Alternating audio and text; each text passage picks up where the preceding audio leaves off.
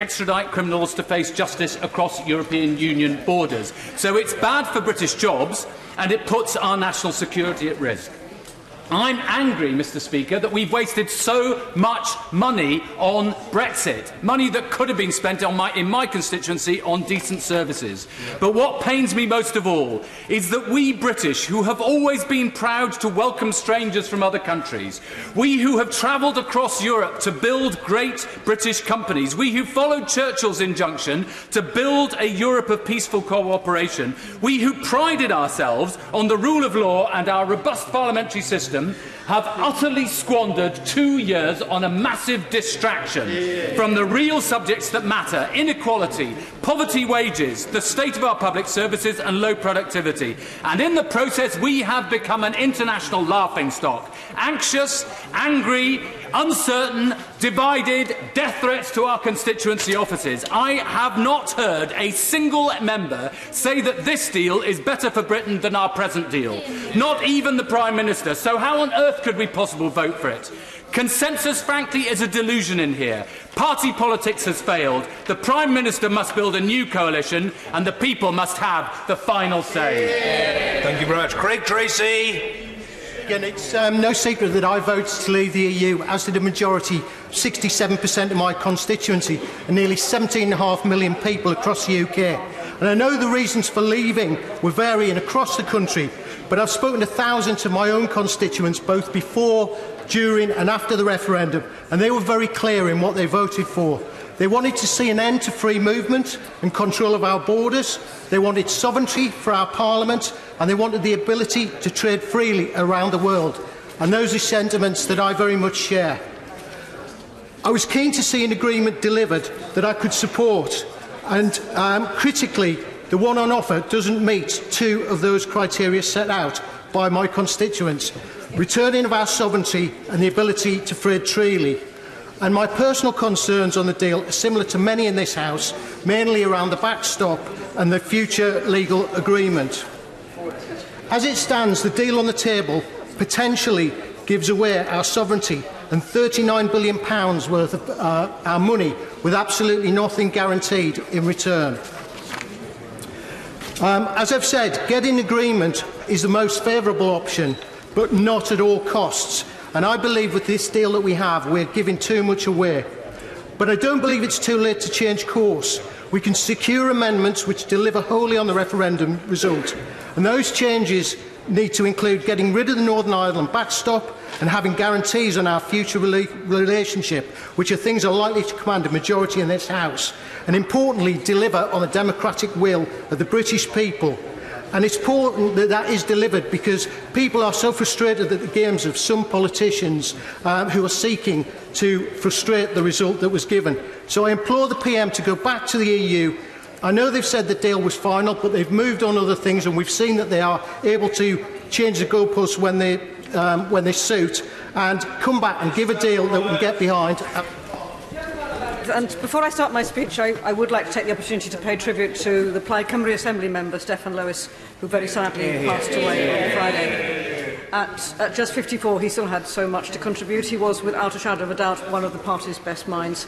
His inspirational vision for lifting Wales' status in the world reached across the political divides. His influence and legacy will endure beyond our political lifetimes, and we miss you, Steffan.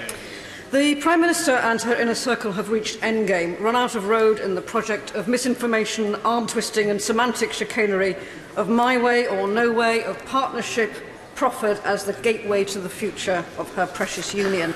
She says she's reaching out across the party boundaries, but it's just too little, too late. It is, sadly, that the spirit of acknowledging another vision, of the respect implicit in the sweet moderation of compromise, such politics are beyond her. Her gaze has a way of swivelling back to the Brexiteers fossilised in the strata of her own party. The rest of us, and especially the voices of Wales, have been invisible and unheeded. Here is a concept of parliamentary democracy in the age of devolution reduced to the absurd. Mr. Speaker, she claims no solutions other than hers have been proffered or are indeed possible. This tired political gambit now looks desperate. It has neither credibility nor veracity. Mr. Speaker, when we plead with her to give the people the final say, as many of us had, on the biggest question of our generation, the Prime Minister commands us to honour the result of the Brexit referendum. Yet, in 1997, she voted against legislation to establish the National Assembly for Wales, and in 2005 stood on a manifesto calling for another referendum with the option to overturn the result. History has shown that she's very much prepared to go back to the people of Wales. And so I would ask her today, why not Europe? Thank you very much indeed. Nigel Evans. Thank you, Mr. Speaker. We've heard time and time again today in this chamber that the people should have a final say. Well, people did have a final say, and it was in 2016. Just because people in this chamber can't quite come to terms with the fact that the public weren't sufficiently scared witless that they voted to remain in the European Union is no excuse for us not to listen to what they had to say. 57% of the Ribble Valley voted to leave. 75% of Conservative seats voted to leave. 61% of Labour seats voted to leave. And at the last election, Labour Party and the Conservative Party both stood on manifestos that said we would deliver leaving. So therefore, that's what we have to do. I know democracy can be difficult at times, but that is no reason at all to deny the democracy that this Parliament gave to the people, the sovereignty going back from this House to the people, and they had their final say. I've got problems with the deal as it currently stands, particularly on the backstop. Basically, the European Union have an opportunity to actually chain us to the European Union, but of course they haven't got the handcuffs. So what we are doing is deciding to offer them the handcuffs and the key. And I think that would be hugely dangerous indeed. I look forward for the opportunities when we do leave to do trade deals throughout the whole of the world, including the European Union. We buy £341 billion worth of goods from them. They buy £95 billion less from us. It's in both our interests for us to come to some form of trade deal. We've got a 20-month transition period when that can start. But the important thing is that we leave on the 29th of March. It's almost like Christmas Day, I've got to tell you. It's the 25th of December. That's what people look forward to. And if we deny people the opportunity to leave on the 29th of March, they'll never forgive us. Theresa Allington. Thank you, Mr. Speaker. Yesterday, working in my emergency department as a doctor, I looked around the waiting room and saw it all on display. People's pain, their hopes, their fears, their courage. Whether you are a mother relying on food banks to feed your malnourished children, or you are a father waiting too long for a cancer chemotherapy operation, this deal does nothing to improve lives. Just as the NHS is tasked with healing and prevention, so we are too in this House. We have politicians and commentators who continue to fuel the rhetoric and fan the flames of hatred. Parliament, once a symbol of hard-won rights through democratic discourse, is seeing voices forcibly suppressed by fear and intimidation, people questioning the very character of our culture in order to tear apart the fabric of our society. This deal, the language around this deal, and the empty threats used to force us into supporting it are doing nothing to rebuild Britain. We can start the journey to rebuild Britain by looking at the rising use of food banks, the numbers of operations cancelled, the number of police on our streets. Now, more than ever in this place, we need to take a long, hard look at ourselves and ask ourselves, who are we? British people are tired of rhetoric, political games and uncertainty. And in the absence of a government which leads, this Tory government, it is imperative that this House sets an agenda which looks to repair the deep wounds that now exist within our society. We need to dig deep over the coming days and question not only what sort of leaders we want to be, but what we are going to do and how we are going to force our country to heal once all is said and done. Blunt. Thank you, Mr. Speaker. Amazed to make it into the top 50. I'm going to try and make three points. The first is to agree with the Honourable Gentleman for Halton and my Honourable friend for South Norfolk about the attitude towards the Leave vote. It wasn't some cry of anguish or an expression of concern. It was a decision. We gave the people the decision and they took it. The second point I want to make is about the preparation for no deal, and I'm obliged to the anonymous civil servant who concluded his piece in the Telegraph on the 28th of December as follows. An enormous effort by thousands of hard-working civil servants has been made to ensure that if we leave the EU without a deal, crashing out over a cliff edge is simply not going to be an option. And it is purely a political decision not to make this clear to the public and nervous backbench MPs. But if the government was frank with Parliament and the country, and we have authorised £4.2 billion of expenditure on this, by the way, what justification would be left for its disastrous withdrawal agreement? What would Remainers do without a Project Fear? They would need to think up convincing positive arguments for staying in the EU, something that has so far proved beyond them.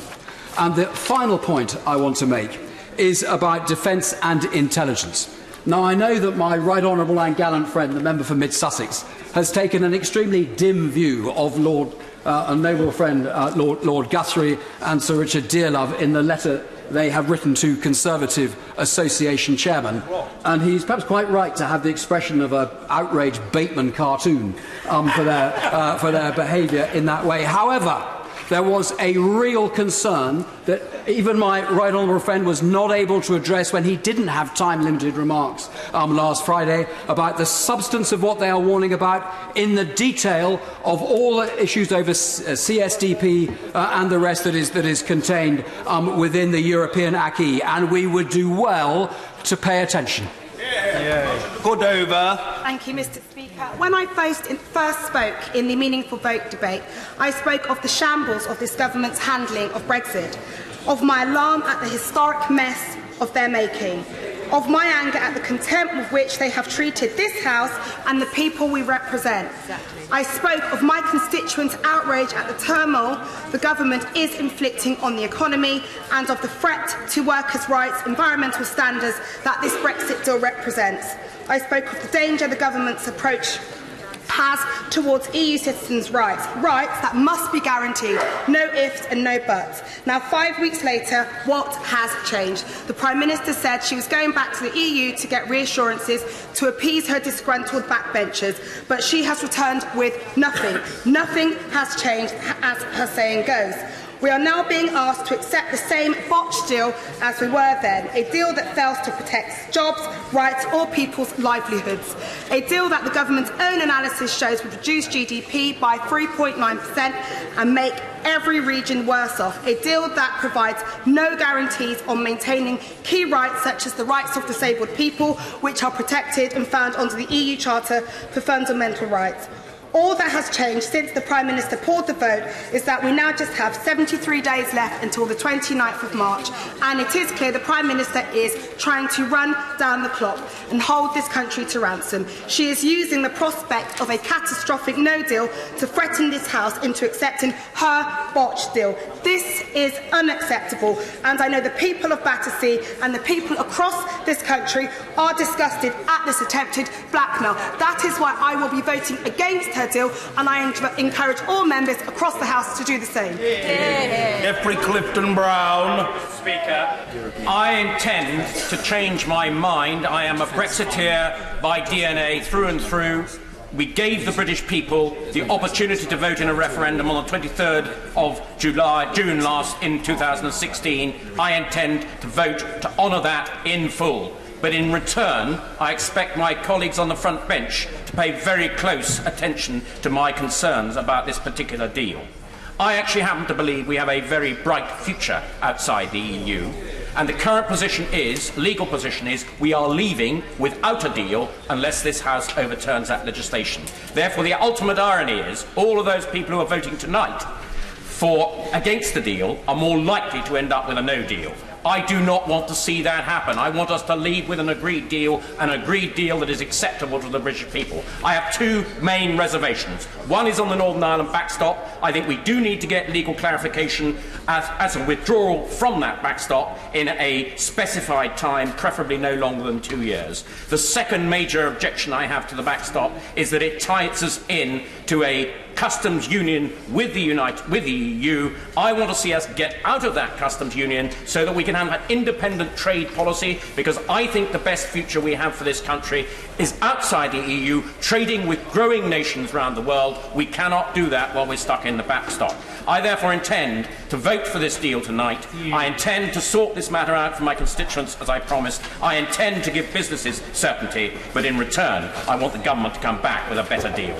Tim Farron. On the day of the 2016 referendum result, I called for a vote on the final deal. This didn't instantly meet with wild approval. My motives may have been misunderstood because, you see, I am used to losing elections. I have never called for one of those elections to be rerun. I am a very good loser. I have had bags of practice. You see, there is much talk about the legitimacy of our democracy and trust in Parliament being tarnished if we don't enact Brexit on the 29th of March. But what does it do for trust in politics if we force the people to accept a deal that most of them clearly do not want? Let's not fool ourselves. Nobody here speaks for the majority. There is no majority of the people anymore. The Brexiteers in this place are voting both ways today. The Brexiteers out on the streets, peacefully protesting, are calling for votes in both directions today. I had the joy of stopping for a few minutes. Good quality banter with many of them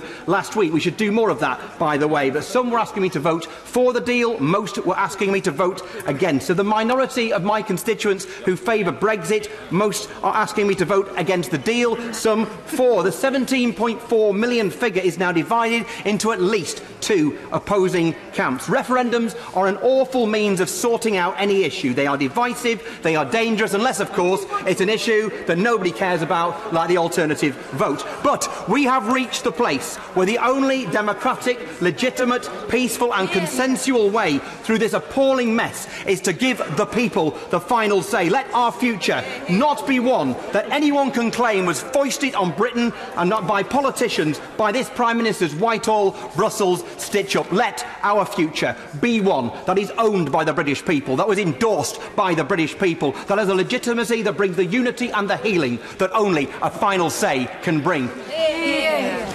Thank you. Ranald J. Wardener. Speaker, it's a pleasure to follow the honourable gentleman who talks about winners and losers. But this is not about winners and losers, it's about what's right. And the Prime Minister has repeatedly said that no deal is better than a bad deal.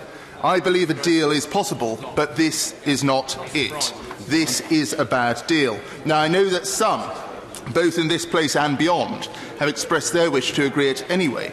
People who continued to campaign for Remain after the referendum in order to guarantee that we avoid no deal, or people that believed in leave but out of party loyalty or fear of Brexit seek to support the deal in front of us.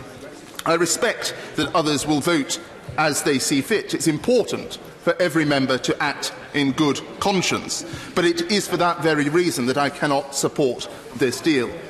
Trust in politics remains at an all-time low. To pretend that this deal delivers on the referendum only continues to foster the distrust we've seen out there. Let's be honest with people. This deal doesn't deliver on the referendum. It retains the worst parts of the European Union without the real benefits of Brexit. So I happen to agree with the vast majority of my constituents who've contacted me, both Leave and Remain voters, who've urged me to vote against this deal. Nonetheless, let me be clear. I do want to secure a deal with the European Union.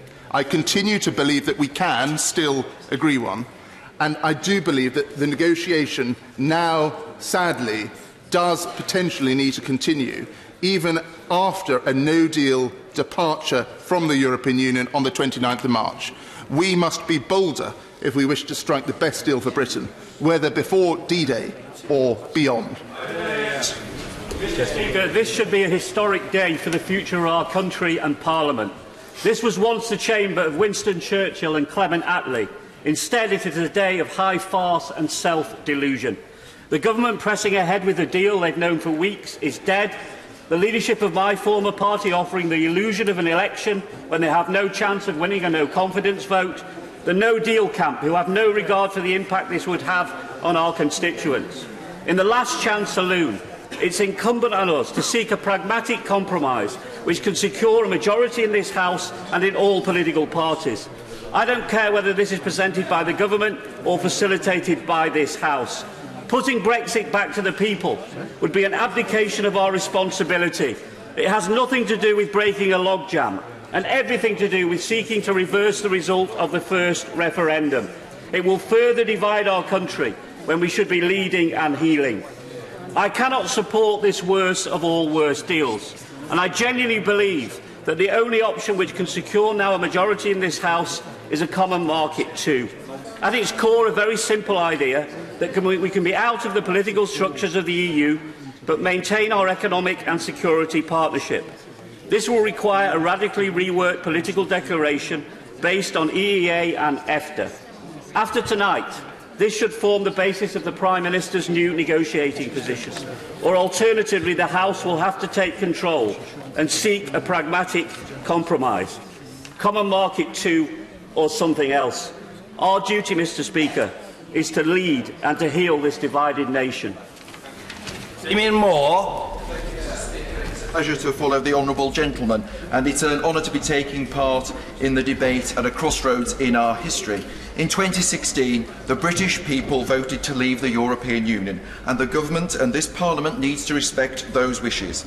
I accept, Mr. Speaker, that there are passionate views on both sides, and speaking for myself, I've always treated those with differing views with respect. But it is wrong for some to suggest that most people didn't know what they were voting for. Many of those that espouse those views really think that the people of this country should not have been given that decision in the first place. It is my belief that those are calling for a second referendum are seeking to damage our democracy, as no decision by the British people would mean anything anymore, because once a decision was reached, those that were not happy would try to undo it, and this might go on again and again and again and again. Now, division is healthy in a democracy and in our political process, but a second referendum, I believe, would take our country to breaking point and undermine the dignity in our democracy. The withdrawal agreement does allow for some control to be taken back, and Mr. Speaker, I do respect that the endeavours of the Prime Minister. She has made a major commitment to this. Her perseverance is commendable and her diligence unquestionable. There is only one point I wish to make on this withdrawal agreement, and that is on the Northern Ireland backstop. The inclusion of the backstop is perhaps the most potent aspect of this agreement, given the fact it poses a real threat to the integrity of our United Kingdom. While some have tried to allay the fears with optimism, more concerning are those that have displayed a parochial indifference that fails to recognise our role as United Kingdom Members of Parliament, acting in the interests of the whole United Kingdom. The British people did not vote to have the foundations of our nation to be undermined in any way. And Mr. Speaker, I'll never forget Warren, who I first met as an apprentice, moving into the house, a little Victorian terrace house with his partner, saying that as a consequence of having got a job in the Jaguar plant, a good and well-paid job, he was moving into the house of his dreams with the woman of his dreams. The plant and the success of Jaguar Land Rover has transformed the lives of thousands, including in my constituency, Erdington, rich in talent but one of the poorest in the country.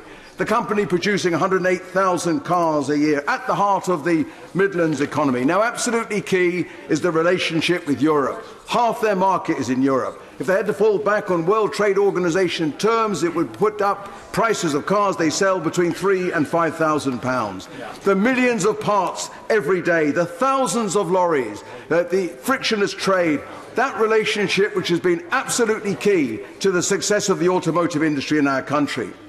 And Ralph Smith, the inspiring chief executive, together with the whole industry, have warned of the consequences of what happens if we don't get it right. What was the response of some of the honourable members opposite? Honourable member for Uxbridge, F business. Honourable member for Harwich and North Essex, he's making it up. Honourable member for Uxbridge again, not sure that Ralph knows more about the automotive industry than I do. And the honourable member for Chingford saying not one job will be lost as a consequence of Brexit. What planet do they live on? Yeah. And that's why two things are key. This is not a good deal, but first we have to get to a good deal that works for Britain. We have to get to that, honouring the obligation that we gave to the people of Britain at the time of the referendum. But secondly, in the meantime, there can be no question of a no-deal Brexit. In the words of Ralph Speth, no to no deal, because to go over the cliff on the 29th of March without a deal would be utterly catastrophic for our country. Andrew Murison. Percent of my constituents voted to leave, and so did I. It may be unfashionable, but I will be supporting the government tonight, because after the sophistry, chicanery and obfuscation of last week, I genuinely feel that we may not have Brexit at all. The Attorney General is absolutely right to say that there is risk in the backstop. We need to de-risk the backstop. My amendment would have done that had it been selected, as would the amendment tabled in the name of my right honourable friend, the member for East Devon. The amendments B and F had pretty much the same effect, since they would introduce a time limit. I commend them to the government. Mr. Speaker, in 2006, people weren't being thick or stupid or ignorant. They weren't overwrought. They weren't racist. They weren't prejudiced. They were not needing to be given a second chance, and they were not anguished, in the words of the right honourable gentleman, the member for Leeds Central. They just wanted to leave. They are sovereign. We serve them. Let's get on with it. Adrian Bailey. Speaker, the Attorney General opened this debate by saying this debate was ineluctable. The fact is, it wasn't. It only became ineluctable when the Prime Minister, failing to recognise the need to build a consensus across the country and in Parliament, started to adopt language which was inflammatory about the EU, red lines which ruled out much needed conditions for any settlement that would help our manufacturing industry and indeed the situation with the Irish border, and also opposed any parliamentary involvement in the process. By doing so, she alienated a body of people in this House and across the country which she would need to build the necessary consensus to get a deal that would be acceptable both to Parliament and the country. Mr. Speaker, I represent a constituency which voted 70% Brexit. I'm a Remainer. I don't pretend it's a comfortable position to be. I voted to trigger Article 50 because I felt I had to honour the referendum result. And I've been lobbied heavily to say that as a representative I should do what my constituency wanted. The problem is, I'm also being lobbied on people who want a better health service, access to the doctor. They're worried about their jobs with Jaguar Land Rover. They're worried about policing and the rise of crime in the locality. And I know that all these, which I am equally obliged to deliver, will be jeopardised by voting for this particular settlement because it does not give us what we have now. What we need is for this to be defeated, the Prime Minister to extend Article 50, and for a consensus to be reached in the ensuing months.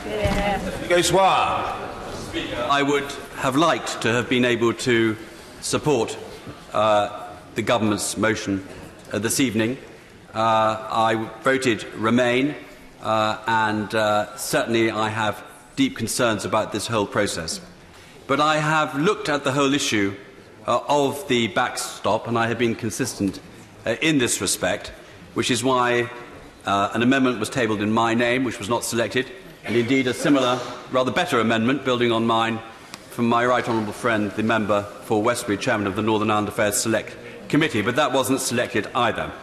And I just cannot reconcile myself as an MP in this House that I can vote this evening to effectively commit this country into a backstop from which it has no unilateral right to withdraw. So it is with a heavy heart that I shall not be supporting the government this evening, because I believe there is still a deal, a fair deal, to to be done with the European Union.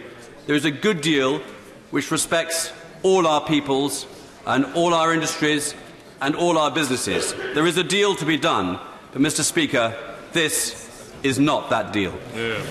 Neil Gray. Mr. Speaker, I wish to set out why I'm to vote against the Prime Minister's deal. I start from the position of respecting the result of the EU referendum in Scotland. The people of Scotland resoundingly rejected the idea of Brexit, and according to the polls, continue to reject Brexit and the Prime Minister's deal in even greater numbers. And no wonder. It has all been about self-interest for this Prime Minister and the Tory party. She triggered Article 50 without a plan. She held a snap general election for her own self-interest, but lost her majority. She ignored the Scottish Government's offer of a compromise which would have carried the House. She set herself red lines aimed at satisfying her extreme Brexiteer backbenchers, but boxed her into an impossible corner and left her facing a no-vote confidence vote anyway. Failing to prepare is preparing to fail, and that's why I think the biggest mistake was triggering Article 50 when she hadn't done her homework. She tipped the hourglass with no plan, no idea, no backing, and today, 2 years on, as the sands start to run out, nothing has changed. She has no credible plan, no idea and no backing. And now she is trying to make it a Hobson's choice in order to deflect from the politically inconvenient choices that do remain open to us. She should request an extension to Article 50 to allow the people to have their say. But the Tory leadership aren't the only ones to have acted purely out of self-interest in this process. The leader of the opposition wants to renegotiate Brexit, but won't say what he would renegotiate. He wants a general election, but doesn't have a plan to achieve one, and won't say what his Brexit policy is going to be. He can't decide whether to back another EU referendum and doesn't know if he would campaign for leave or remain. In conclusion, it could have been so different. On Radio Scotland this morning, the honourable member for East Renfrewshire rightly encouraged the Prime Minister to ignore the extreme Brexiteers. Sadly, his very sensible advice was 2 years too late. The sands of time have moved on. Instead, the warnings of Brexit leading to a greater chance of independence are becoming a self-fulfilling prophecy. Dr. Caroline Johnson. Thank you, Mr. Speaker. Mr. Speaker, I voted to leave, my constituents voted to leave, the country voted to leave, and leave we must. Which country? But I say to my fellow Brexiteers in this House that we must accept that we are a majority in the country, but we are not a majority in Parliament. If I give an analogy, we are 10 players on a pitch playing a team of 11. The odds are now even further stacked against us since the referee has demonstrated he is prepared to change the rules. This deal is not perfect, and I am concerned particularly about the indefinite nature of the backstop.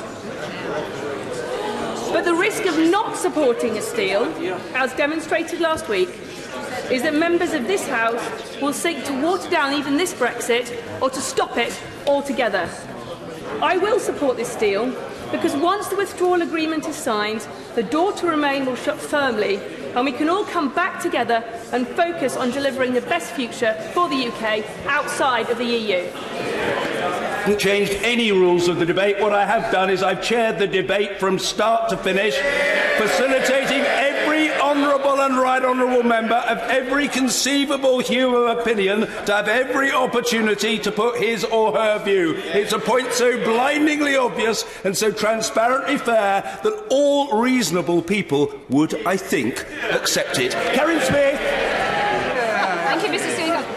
My constituency of Bristol South voted 53 to 47% to remain, and the closeness of that vote is something I have sought to represent and understand since.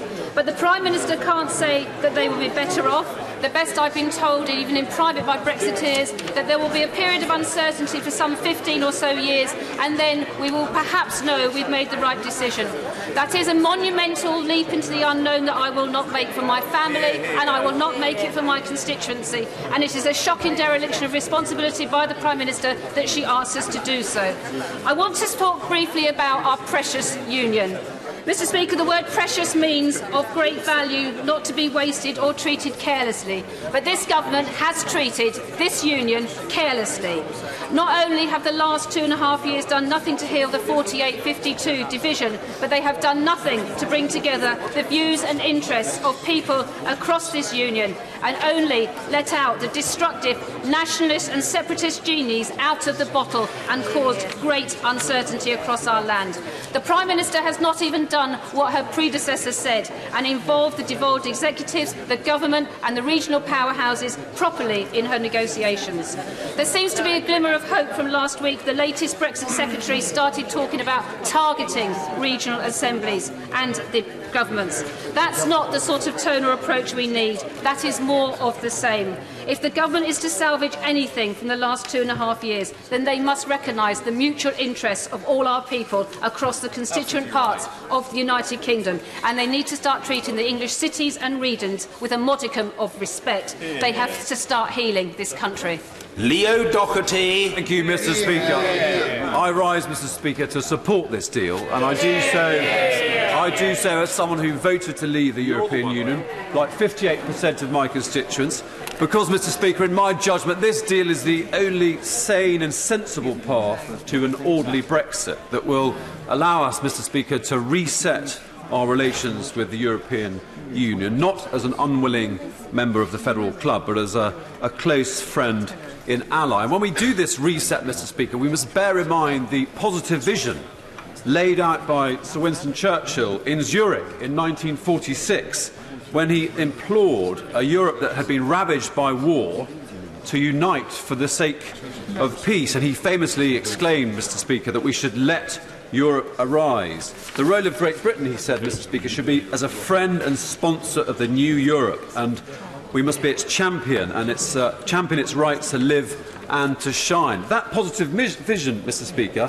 still applies today, and that should guide our relations with our European friends in the future. And more than that, Mr. Speaker, it should guide our relations with countries beyond Europe, and it should guide our role on the world stage. More than ever before, in the new era, Mr. Speaker, we must be more confident, more positive, more international and more global than ever before. And we should be confident in the ability of British commerce, British culture, British diplomacy and British law to have a far-reaching, highly positive impact around the world. But to do that, Mr. Speaker, we must make the first step of achieving the prize of Brexit.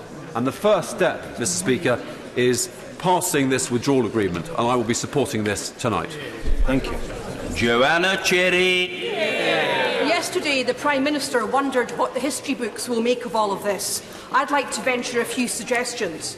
She will be remembered as the Prime Minister who has presided over the biggest failure of government and leadership in the United Kingdom in modern times. Hear, hear. Instead of having the moral courage to face up to the fact that the EU referendum was won on the back of lies and fraud, she has instead set out to achieve the unachievable, a deal better than the deal we currently enjoy. In doing so, she has ignored the weight of expert evidence. She has ignored the economic assessments of her own government and advisers. And she has presided over a regime so incompetent and questionable that no deal government contracts are being awarded without competitive tendering to dubious entities without any legal justification whatsoever.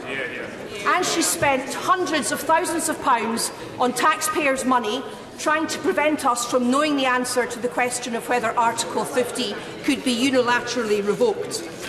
She barely has the confidence of her own party, and they only put up with her because none of them have the gumption to step up to the plate to sort out this mess. Correct.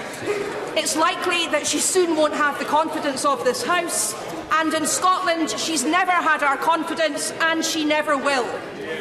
She should not take the Scots for fools.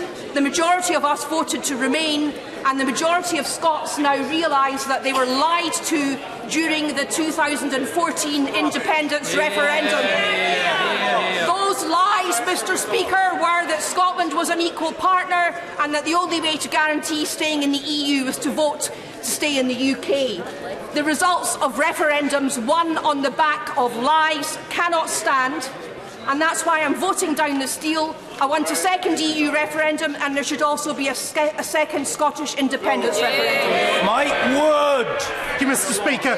I plan to support Amendment Q this evening because the safeguards sought on the backstop are necessary and supported by a substantial number of members. However, I shall now be voting for the similar amendment tabled by my honourable friend for Basildon and Billericay.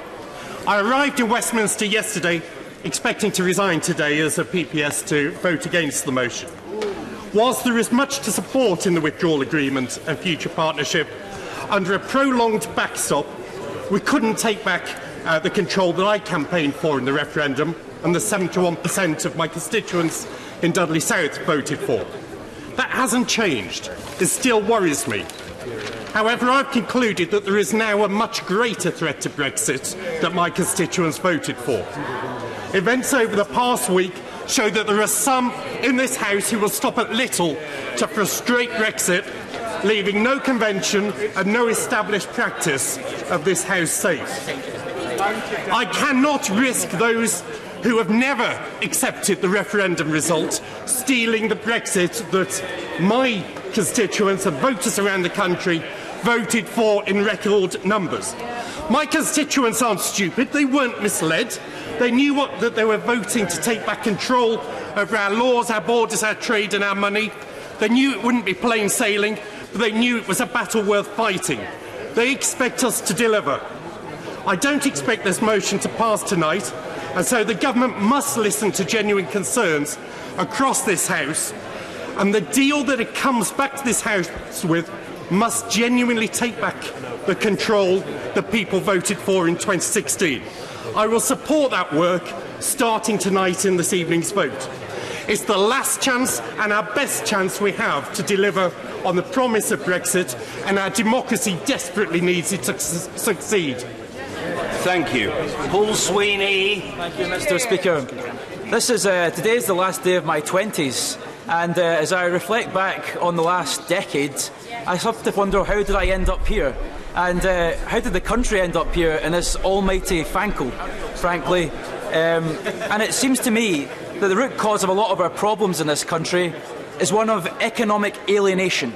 Economic alienation caused by a crisis of neoliberalism, one that has failed the poorest people in our society.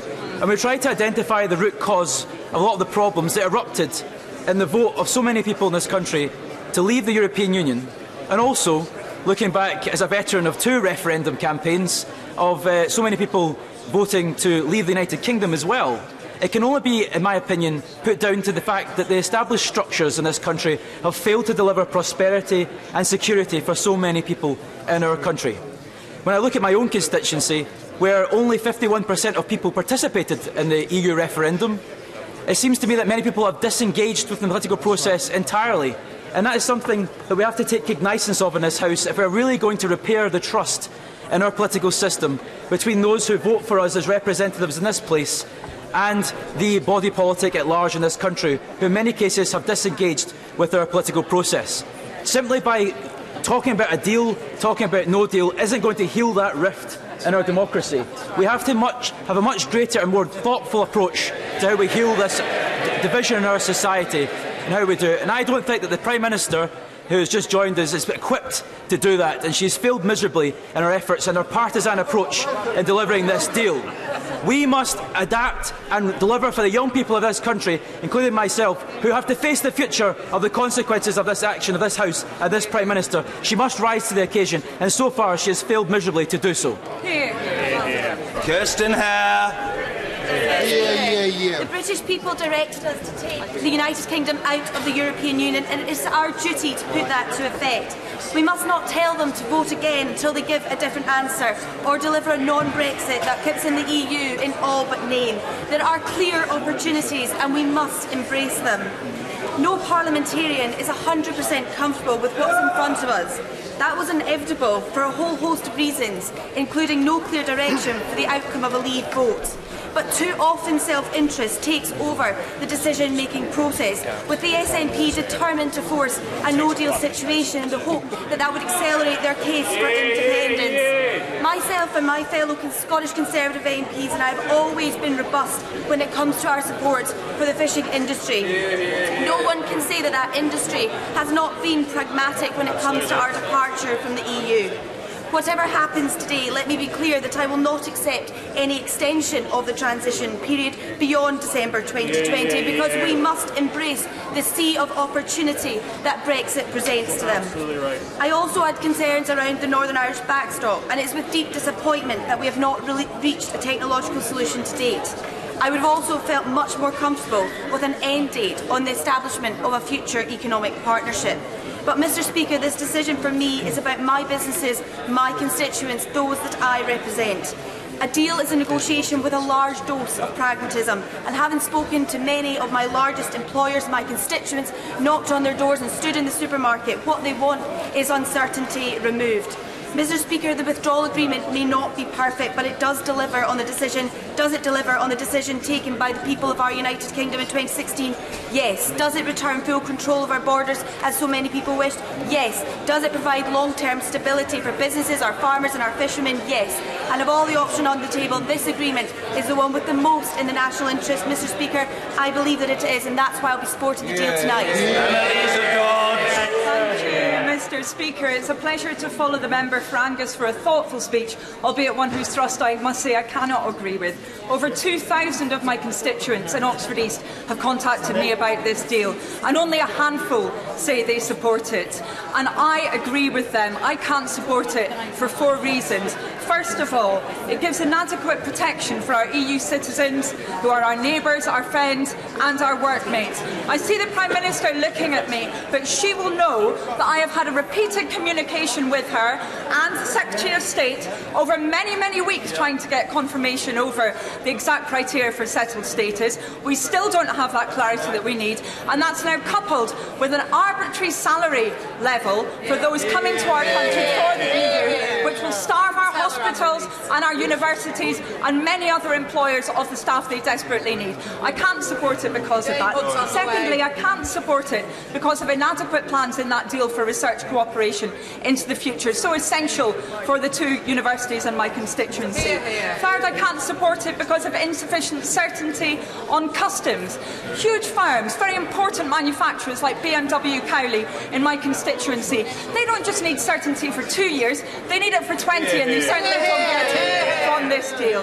And finally, there are no legally binding guarantees in this deal to stop a race to the bottom on environmental standards or working rights. This deal has got to be voted down, and after such a failure of leadership, this government must go. If it won't, then all options should be on the table, including a 3rd public vote, to find a way forward for our country. But whatever the process, all of us parliamentarians here need to remember we're the ones who have power. We have power, not those vulnerable people affected by the politics of hate out in our country. We have that responsibility, and we must always reject that hate. The onus is on us. Thank you.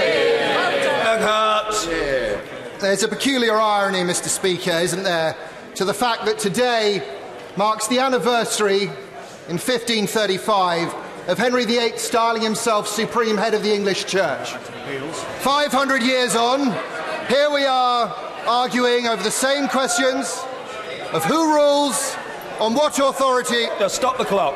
Order. Order. The unseemly atmosphere. The honourable gentleman must and will be heard. Alex Burkhardt. Thank you very much, Mr. Speaker. 500 years on, we find ourselves still arguing about our relationship with Europe and who rules. I have little confidence that 500 years from now we will have resolved these questions. Tonight, and in the weeks to come, the House has 3 choices it can make. There can be a deal, there can be no deal, or we can stay in the European Union. If it is not this deal, then it must be another deal, and by all the rumours going round, that deal will be worse than the one on the table. It will keep us more closely aligned to the EU and give us less say. In fact, it will be worse than staying in the EU. Those people who in the House who want to stay in the EU hide behind the idea of a second referendum. Well, Those honourable members who think the first referendum was divisive, goodness me, they haven't seen anything yet.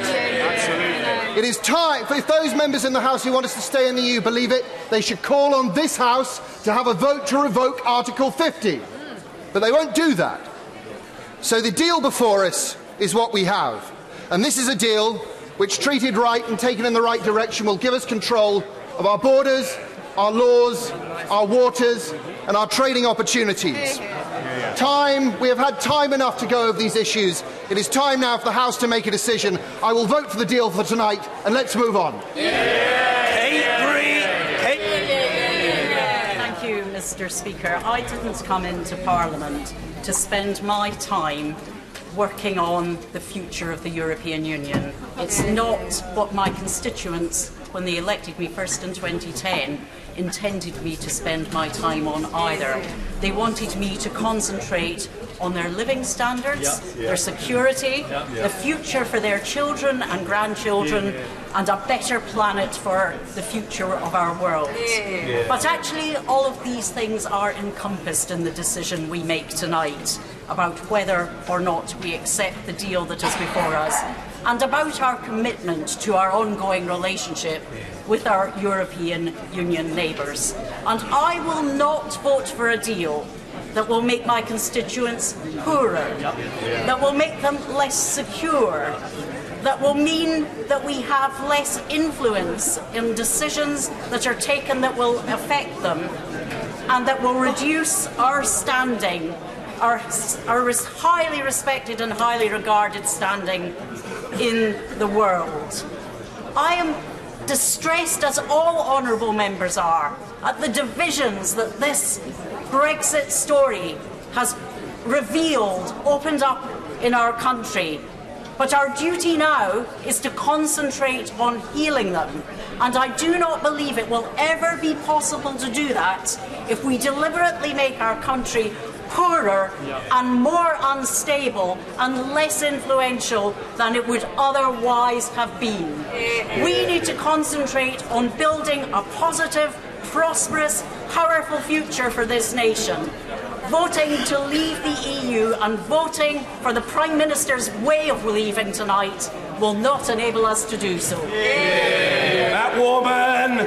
Mr. Speaker, mine is the constituency that voted more than any other to leave the European Union in 2016. If we do not give back control of our laws, borders and money, it will be hard to say that this country is a democracy.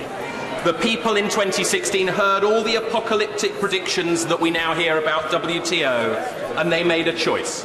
And in part, the country did that because Parliament had, rightly or wrongly, come to be seen as out of touch with the people on a host of issues. If we don't deliver what the people voted for, we will prove them right, and we will damage a democracy further in which people already lack faith. So how do we get there? It is clear that this House does not want to back a no-deal departure. It has already been clear that people on both sides of this House will vote to stop it. So I say to those of my constituents who have called me a traitor and worse, that when I vote with the Prime Minister tonight, I do so because I am committed to Brexit, and voting against this deal puts winds in the sails of those who seek to stop it. Those people have had too much success already. Voting against this deal will not bring about a harder Brexit. It will bolster this House's dangerous attempts to undermine it. Those who say no deal is in law and will happen, I say to them, this House will rewrite that law. I am voting tonight for the only way out of this conundrum, a necessary gateway, however painful it might be. There is a risk that we get stuck in the backstop, but it is now smaller than the risk of not leaving at all. We in Parliament are better than letting the people down. We deserve to get on with it, to deliver this Brexit, and we should, like it or not in many cases, support this deal tonight. I am going to be incredibly parochial. In the general election of 2017, my personal manifesto to the voters of North Dorset said, and I quote, "I am working for a Brexit right for North Dorset that will support business, protect jobs and workers' rights, promote local farming, safeguard the environment and give opportunities for our young. Having reviewed the deal, I am confident that it meets those commitments and the referendum decision to leave. We live, as we know, in a representative democracy where the voters of North Dorset send me to Westminster to exercise my judgment and support the policies of the Conservative government. I do not, and none of us do, possess the judgment of Solomon. All I can try and do is to assure them that I am trying to do my best for them and for our country. And I am conscious that in so doing, I will not please everyone, but I do not think that is the purpose of politics. I'm a Democrat. I voted Remain and my side lost. The referendum was not, as we know, our finest hour. The majority of the House has made clear that it would support the decision and Parliament would deliver it. I maintain that view. A second referendum is fool's gold. Our country's use of referenda is on constitutional issues, and Brexit is now an issue of domestic policy. My right honourable friend, the Prime Minister, has worked, if I may say so, her fingers to the bone to get this deal right. It has my full and unequivocal support. To deliver Brexit, to maintain and build the faith in our democracy, this House should stop the posturing and support my right honourable friend in the lobby tonight. Peter Bottomley! The UK is to leave the EU. That decision was taken 2 years ago. The question is whether we crash out or support the withdrawal agreement, be followed by the period of transition and the future arrangements on trade and relationships. Assuming we're not trying to reverse the referendum, and there isn't a majority, I think, either in the country or in the House for that, the majority of us support the Prime Minister's deal. The majority of Conservative supporters support that. I suspect the majority of Labour supporters support that. And other parties, given a choice, including Northern Ireland, would as well. Our responsibility is to find where there's an overlap between what's possible and what's right. I believe that the negotiated agreement on withdrawal is that position. For the opposition to be reasonably polite, they seem to resemble members of the Scarabaei family who are upside down, pushing in the wrong direction, don't quite know where they're going. If the choice for the country is between chaos and compromise, I think this agreement is the right way of being sensible, and I back the plan in the national interest. Thank you. Jeremy Corbyn! Thank you, Mr. Speaker. This has been a vitally important debate for the future of our country and our future relationship with the European Union, following the decision of the people in the 2016 referendum. The debate today is the culmination of one of the most chaotic and extraordinary parliamentary processes I've ever experienced in my 35 years as a member of this House. Parliament has held the government in contempt for the first time ever for failing to publish their legal advice. Then, for the first time in a generation or more, on the 10th of December, a government failed to move its own business in the House. The government has been defeated on a vote in its own finance bill for the first time since the 1970s. The Prime Minister opened the debate on her deal more than 1 month ago, a debate that was due to end on the 11th of December, but she pulled it in a panic. As she herself conceded, it would have been rejected by a significant margin. She has run down the clock in a cynical attempt to strong-arm members into backing her deal. Despite her promises, she's failed to negotiate any changes to her deal with Europe. No wonder the Prime Minister has suddenly discovered the importance of trade unions. She voted to clip their wings in the 2016 Trade Union Act, and she's utterly failed to convince them she has anything to offer Britain's workforce. And this, Mr. Speaker, is the heart of the matter. The Prime Minister has treated Brexit as a matter for the Conservative Party rather than the good of the country. But she's failed to win over even her own party. Many Conservative members who voted Remain are opposed to this deal, as are dozens of Conservative members who voted leave. After losing her majority in the 2017 general election, the Prime Minister could have engaged with members across this House. She could have listened to the voices of trade unions. And if she had been listening, both businesses and trade unions would have told her they wanted a comprehensive and permanent customs union to secure jobs and trade. The decision to rule out a new customs union with a British say and the lack of certainty in the deal risks business investment being deferred on an even greater scale, threatening jobs and threatening living standards. Or even worse, it risks many companies relocating abroad, taking jobs and investment with them. Mr. Speaker, many workers know exactly this situation because they are facing this reality now. Their jobs are at risk, and they know their jobs are at risk. Both the First Ministers of Wales and Scotland have also made clear to the Prime Minister their support for a customs union to protect jobs and the economy. This deal fails to provide any certainty about future trade. It fails to guarantee our participation in European agencies and initiatives. Losing this cooperation undermines our security, denies our citizens opportunity and damages our industries. Mr. Speaker, the withdrawal agreement is, in short, a reckless leap in the dark. It takes this country no closer to understanding our post-Brexit future, and neither does the future partnership document. Under this deal, in December 2020, we will be faced with a choice: either pay more and extend the transition period, or lock us into the backstop. At that point, the UK would be over a barrel.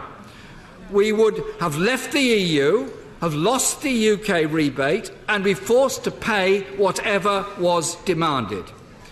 Alternatively, the backstop would come into force, an arrangement with which there is no time limit or endpoint. It locks Britain into a deal from which it cannot leave without the agreement of the EU. And as my friend, the member for Holborn and St Pancras, has pointed out on so many occasions, this is unprecedented in British history. The last 2 years gives us no confidence that this government can do a deal in under 2 years. So at some point before December 2020, the focus would then inevitably shift from negotiations on the future relationship to negotiations on an extension to the transition period, including negotiations on what further payments we should make to the European Union. The vague partnership document says, and I quote, "It can lead to a spectrum of different outcomes as well as checks and controls." That doesn't show to me any clarity whatsoever in that document. And there is not even any mention of the famed frictionless trade that was promised in the Chequers proposals. The former Brexit Secretary, that's one of the former Brexit Secretaries, promised a detailed, precise and substantive document. The government spectacularly failed to deliver it. So, Mr. Speaker, I can confirm this, that Labour will vote against this deal tonight. And, Mr. Speaker, Labour will vote against it because it's a bad deal for this country. And as we have heard over the past week, members in all parties, including many in the Conservative Party, will join us in rejecting this botched and damaging deal. And I welcome the fact there is a clear majority to reject any no-deal outcome. The amendment to the Finance Bill last week demonstrated the will of the House on rejecting the danger, and it is a danger, of a no-deal outcome that would cause such chaos to so many people across this country. But, Mr. Speaker, it's not enough for the House to vote against the deal before us and against no deal. We also have to be for something. So,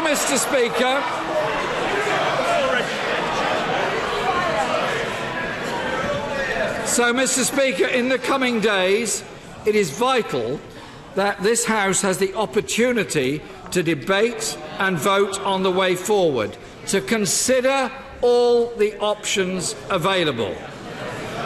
The overwhelming majority of the House voted to respect the result of the referendum and therefore voted to trigger Article 50. So I say this to our negotiating partners in the European Union. If Parliament votes down this deal, then reopening negotiations should not and cannot be ruled out. We understand why, after 2 frustrating years of negotiations, this I'm saying to the European Union, you would want this resolved. But this Parliament, our Parliament here, has only one duty: to represent the interests of the people of this country. And the deal negotiated by the government does not meet the needs of the people of this country. The people of Britain, including many European Union nationals who have made their lives here, these are people who have contributed to our country, have contributed to our economy and to our public services, including our National Health Service. And those people are now anxious and have no faith in this government to manage the process of settled status fairly or efficiently. And the early pilots of the scheme are very far from encouraging. The Prime Minister claimed that this is a good deal. And so confident was she of that she refused to publish the government's legal advice. But her government's own economic assessment clearly tells us it is a bad deal. It's a product, Mr. Speaker, of 2 years of botched negotiations, in which the government spent more time arguing with itself and in its own cabinet than it did in negotiating with the European Union. It's not only on Brexit that they have failed. Under this government, Mr. Speaker, more people are living in poverty, including... Mr. Speaker, I'm talking of the poverty of 500,000 more children who've been moved into poverty while this government's been in office. I'm also talking of those that have been forced into rough sleeping and homelessness, which has risen every year. Too many people are stuck in low-paid and insecure work.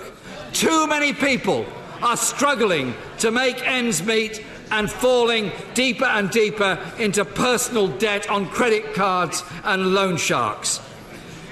Nothing in this Brexit deal and nothing on offer from this government will solve that. That is why Labour believes that a general election would be the best outcome for the country. If this deal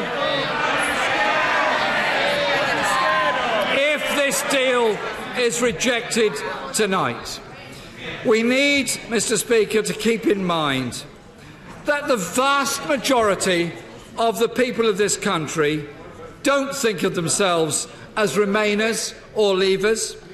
Whether they voted Leave or Remain 2.5 years ago, they, all of them, are concerned about their future, and it's their concerns this House must be able to answer and meet. So, Mr. Speaker, I hope that tonight this House votes down this deal, and then we move to a general election. So the people, Mr. Speaker, so the people... Order. Nobody's going to shout the right honourable gentleman down, just as nobody will shout the Prime Minister down. All they're doing, by causing me to intervene, is taking time away. Not necessary, rather foolish, thoroughly counterproductive. Jeremy Corbyn. So, Mr. Speaker, the people need to be able to take back control, and a general election would give them the opportunity to decide who their MPs were, who their government was, and who was negotiating on their behalf. And it would give that new government a mandate, and the mandate that is needed to break the deadlock that has been brought to this House by this government. But first, Mr. Speaker, I ask this of the House. Vote against this deal. Vote against this deal because we've had a very long and very detailed debate in this House. More members have spoken in this debate than almost any other debate I can remember. They've given a heartfelt analysis of this deal, and a very large number have said why they will vote against this deal. Quite simply, Mr. Speaker, this deal is bad for our economy, a bad deal for our democracy, and a bad deal for this country. I ask the House tonight to do the right thing. Reject this deal. Reject this deal because of the harm it would do, and show that we as MPs are speaking up for the people that we represent, who recognise this deal is dangerous for this country and bad for them, their living standards, and for our collective future.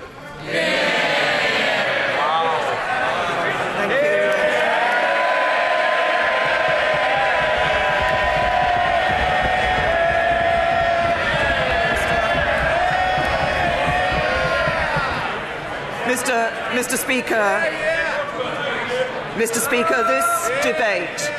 this debate has lasted some 8 days, over 54 hours, with speeches of powerful sincerity from over 200 honourable and right honourable members. It has been historic for our Parliament and for our country. We have heard contributions from every perspective, looking at all aspects of this complex and vital question. We've seen this House at its most passionate and vigorous, and I thank everyone who has contributed. No one watching this debate can be in any doubt about the strength of this House of Commons as the fulcrum of our democracy. This is a debate about our economy and security, the livelihoods of our constituents, and the future for our children and for generations to come. It goes to the heart of our Constitution, and no one should forget that it is a democratic process that has got us to where we are today.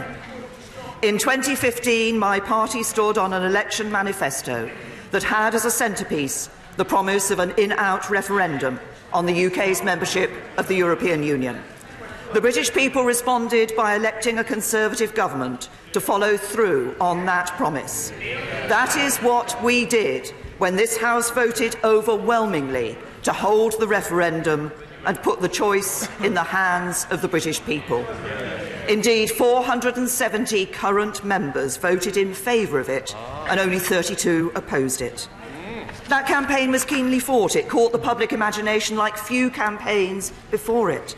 Turnout was 72%, higher than for any national poll for a quarter of a century.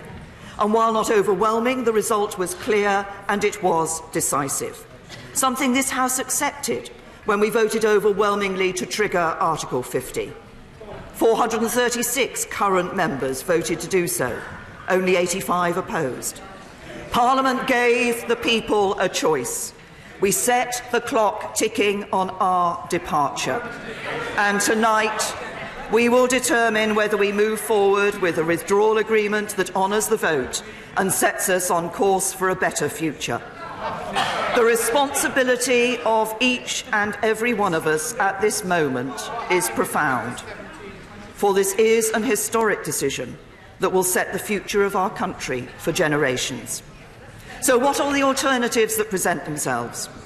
First, we could decide it's all too difficult and give up, either by revoking Article 50 or passing the back buck to the British people in a second referendum. But I believe we have a duty to deliver on the democratic decision of the British people, and to do so in a way that brings our country together. A second referendum would lead instead to further division. There'd be no agreement to the question, let alone the answer. It would say to the people we were elected to serve that we were unwilling to do what they had instructed. Now, the second possible outcome is that we leave on the 29th of March without a deal.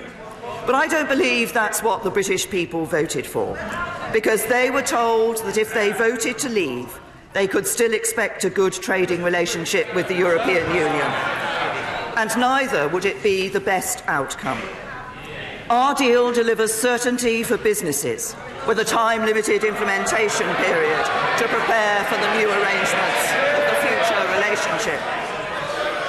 No deal means no implementation period. Our deal protects the rights of EU citizens living in the UK and UK citizens living in the EU, so they can carry on their lives as before. No deal means no reciprocal agreement to protect those citizens' rights. Our deal delivers the deepest security partnership in the EU's history, so our police and security services can continue to work together with their European partners to keep all our people safe. No deal means no such security partnership.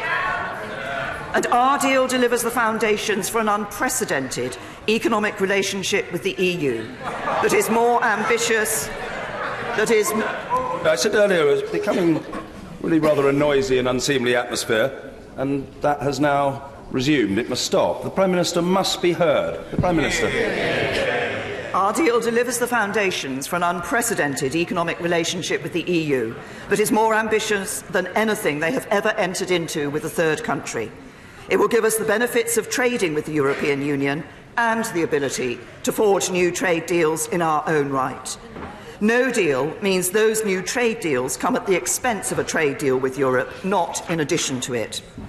So while it is categorically wrong to suggest that our country could not ultimately make a success of no deal, it is equally wrong to suggest that this is the best outcome. Now, third, there is the path advocated by the Leader of the Opposition, and we've heard it again, of calling a general election. But today's vote is not about what's best for the Leader of the Opposition. It is about what is best for the country. And at the end of a general election, whatever the result, the choices facing us will not have changed. It will still be no Brexit, leaving with no deal, or leaving with a deal. And there's no guarantee that an election would make the parliamentary arithmetic any easier. All it would gain is 2 more months of uncertainty and division. In 2017, the two main parties both stood on manifestos that pledged to deliver the result of the referendum. They got over 80% of the vote. People had the opportunity to vote for a second referendum by supporting the Liberal Democrats in 2017.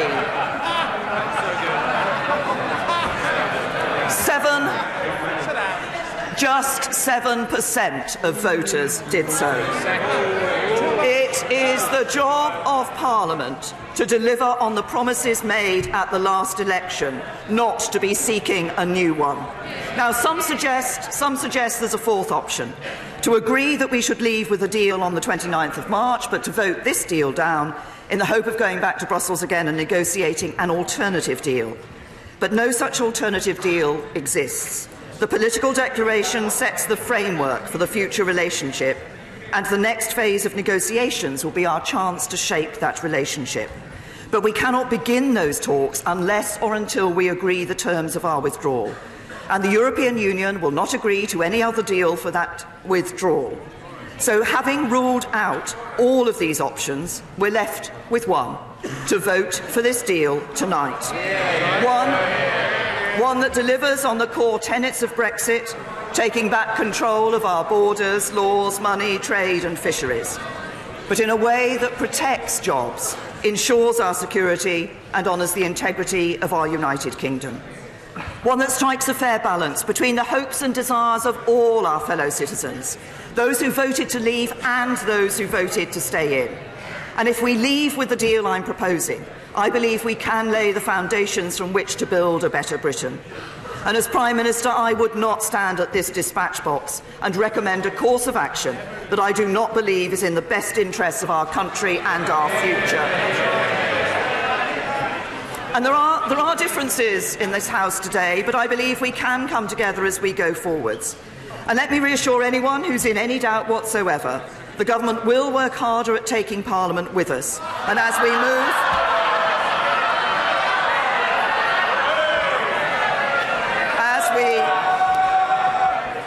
move on to the next phase of negotiations, we will be looking to work with Parliament to seek that consensus.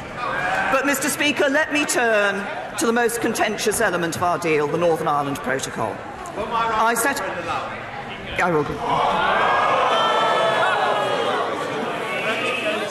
My right honourable friend, the Prime Minister, knows that what concerns many of us is the possibility of the permanent nature of the Northern Ireland backstop.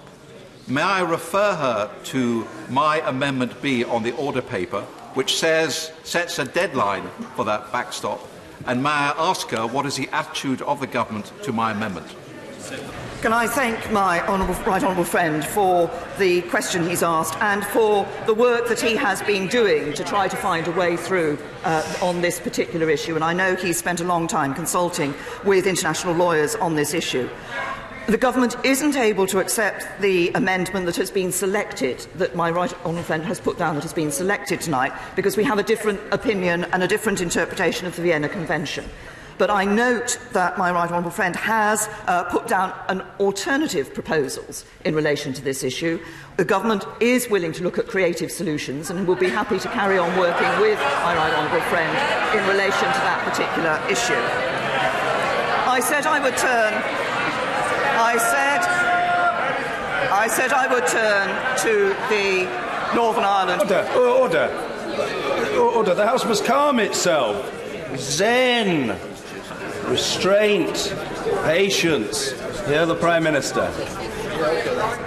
I set out the Government's position in detail on my statement in my statement yesterday, so I'm not going to go over it again.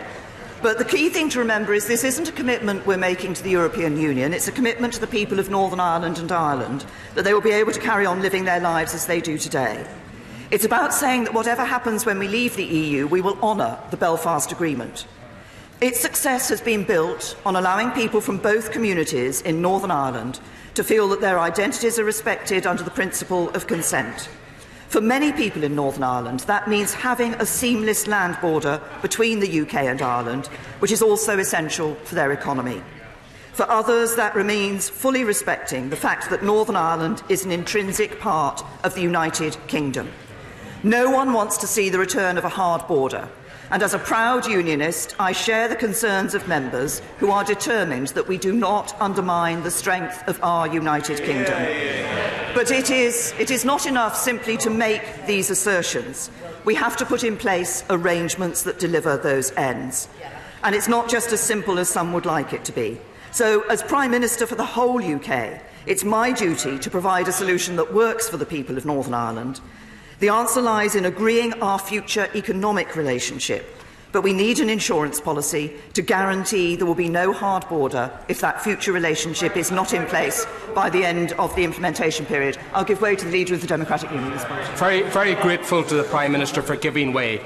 And would she agree that whatever one's view on this withdrawal agreement and whatever arguments that people deploy, that we should not be using the peace or the political process in Northern Ireland as arguments for voting for this deal or voting against it. Would she agree that that is completely and utterly out of order? Make that clear to all of our Cabinet colleagues as well. To the right honourable gentleman, I think everybody across this House is committed to ensuring that we maintain the arrangements of the Belfast Good Friday Agreement, that we also ensure that we maintain the many benefits that have come from the peace process in Northern Ireland.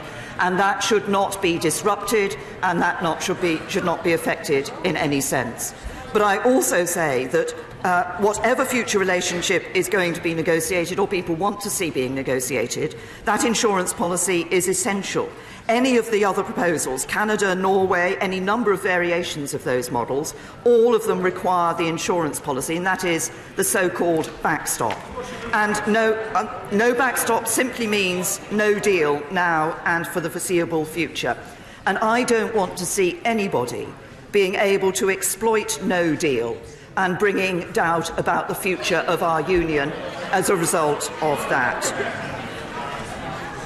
And let's remember, if I may say to this House, what the withdrawal agreement does deliver for the people of Northern Ireland. An implementation period, certainty for businesses. Protection of citizens' rights, certainty to thousands of families. No hard border, unfettered access to British and EU markets. Protection of the single electricity market across the island of Ireland, securing energy supply in Northern Ireland. Continued security cooperation with our European allies that the police service of Northern Ireland say is essential, and above all, the protection of the historic Belfast Good Friday Agreement. The deal we have puts our union first. Now, let me turn to the contribution of the Leader of the Opposition. Characteristic of his whole approach to Brexit, long on criticism and short on coherence. He's claimed that he'll be able to renegotiate the deal in a matter of weeks, get a drastically different outcome, and despite the European Union making clear that's impossible. But everything he does is designed to avoid taking any difficult decisions, saying one thing to one group and another thing to another. In the general election, he said in his manifesto, freedom of movement will end. On Sunday, he said, I'm not against the free movement of people. When asked about Brexit in a German newspaper, he said, we can't stop it. The referendum took place. Article 50 has been triggered. In his speech at Wakefield last week, and again this evening, he said a second referendum was an option on the table. He says Labour would run an independent trade policy, but he wants to join the customs union. He says he's opposed to no deal, but he says he's opposed to withdrawal agreement and the backstop without which there is no deal. So the question is, what is his position? Because he has failed in his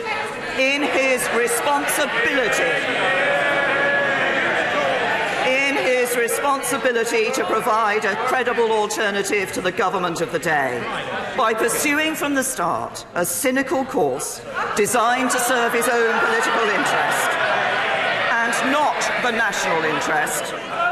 He has forfeited the right to demand loyalty from those of his MPs who take a more pragmatic view, because he doesn't care whether we leave or not, with a deal or not, as long as he can maximise disruption and uncertainty and the likelihood of a general election. And I hope that members opposite, who faithfully pledged to their constituents that they would respect the result of the referendum, that they think carefully before voting against a deal which delivers Brexit. And I hope that those who fear leaving without a deal, whose constituents rely on manufacturing jobs, think very carefully about rejecting a deal that is the only guaranteed way to take no deal off the table. Mr. Speaker, this is the most significant vote that any of us will ever be part of in our political careers. After all the debate, all the disagreement, all the division, the time has now come for all of us in this House to make a decision. A decision that will define our country for decades to come. a decision that will determine the future for our constituents, their children and their grandchildren. A decision that each of us will have to justify and live with for many years to come. We know the consequences of voting for this deal. They are laid out in black and white in the pages of the withdrawal agreement. But no one who votes against this deal will be able to tell their constituents what real-world outcome they voted for, because a vote against this deal is a vote for nothing more than uncertainty, division and the very real risk of no deal. I'm very grateful for the Prime Minister for giving way. Prime Minister, on any of the analysis of Brexit, economic growth will be lower than staying in the European Union. Will the Prime Minister not realise, on the basis of the knowledge and on the fact that people are going to lose opportunities as a consequence of Brexit, the alternative is to extend Article 50, go back, give the people the say. Let's act in all our interests on the basis of the information that we now have. I say to the right honourable gentleman, Parliament gave the British people a choice.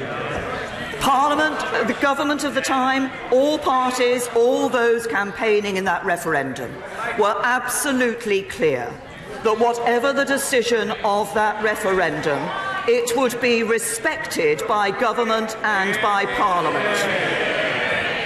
And I believe that we have a duty to deliver on that referendum vote, and to do so in a way that does protect people's jobs and protects our security and protects our union. A vote against this deal is a vote for nothing more than uncertainty, division and the very real risk of no deal or no Brexit at all. And it doesn't have to be that way. Tonight we can choose certainty over uncertainty. We can choose unity over division. We can choose to deliver on our promise to the British people, not break that promise and endanger trust in politics for a generation. Because as members of Parliament, we have a duty to serve not our own self-interest nor that of our parties, but the people we were elected to represent. It is the people of this country that we were sent here to serve. The people of this country who queued up at polling stations, who cast their ballots so they might put their faith in us. It is the people of this country who entrusted us with the sacred right to build for them and their children and grandchildren the brighter future they expect and deserve. And if we act in the national interest and back this deal tonight, then tomorrow we can begin to build that future together. If we act in the national interest and back this deal tonight, we can build a country that works for everyone. Together we can show the people we serve that their voices have been heard, that their trust was not misplaced, that our politics can and does deliver, that politicians can rise above our differences and come together to do what the people asked of us. That is the test history has set for us today. It will determine the future of our country for generations. We each have a solemn responsibility to deliver Brexit and take this country forward. And with my whole heart, I call on this House to discharge that responsibility together, and I commend this motion to the House.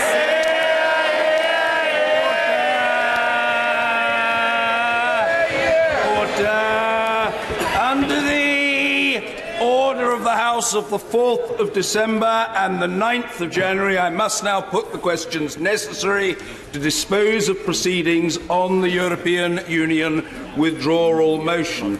As I explained the sequence earlier, it should now be familiar to colleagues. I begin by inviting Jeremy Corbyn, the Leader of the Opposition, to move Amendment A. Mr. Speaker. Not moved. I turn now to the second of the amendments, that in the name of the Leader of the Scottish National Party, Mr Ian Blackford, Amendment K. Not moved, Mr. Speaker. Moved. Thank you. I turn to the Right Honourable Gentleman, the member for Gainsborough, to move, if he so wishes, Amendment B.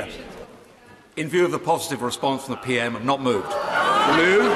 Very well. And finally, I invite Mr. John Barron to move Amendment F. I beg to move. The question is that the amendment in the name of the honourable gentleman and of others, Amendment F, be made. As many as are of that opinion say aye. Of the contrary, no.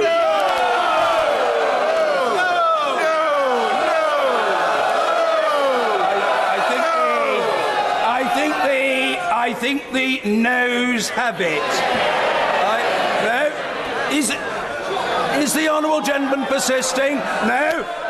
Persistence is order. I know what I'm doing. The key point is persistence. If the honourable If the honourable gentleman wishes to press his amendment, he is entitled to do so. Oh, yes, he is. Oh, yes, he is. I'll be the judge of that. The question is that the amendment be made. I'll say it once more. As many as other opinions say aye. Of the contrary, no. Clear the lobby.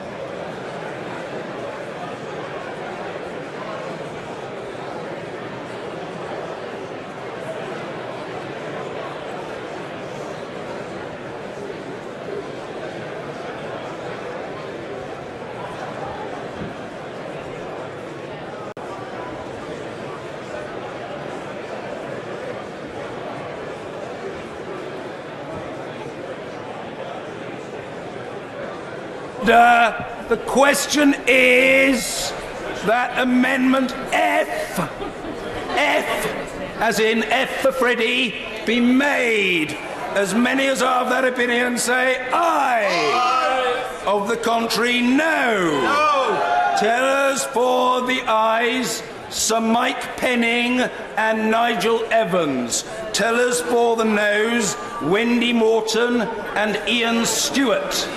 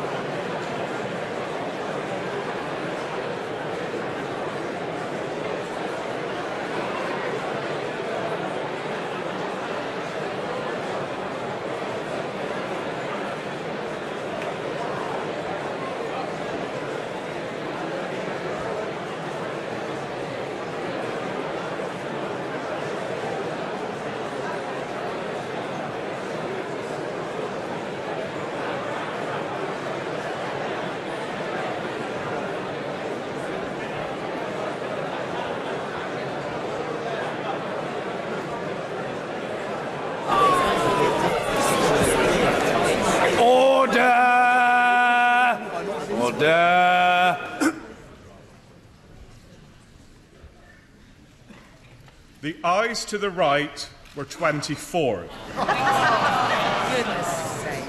The noes to the left were 600. The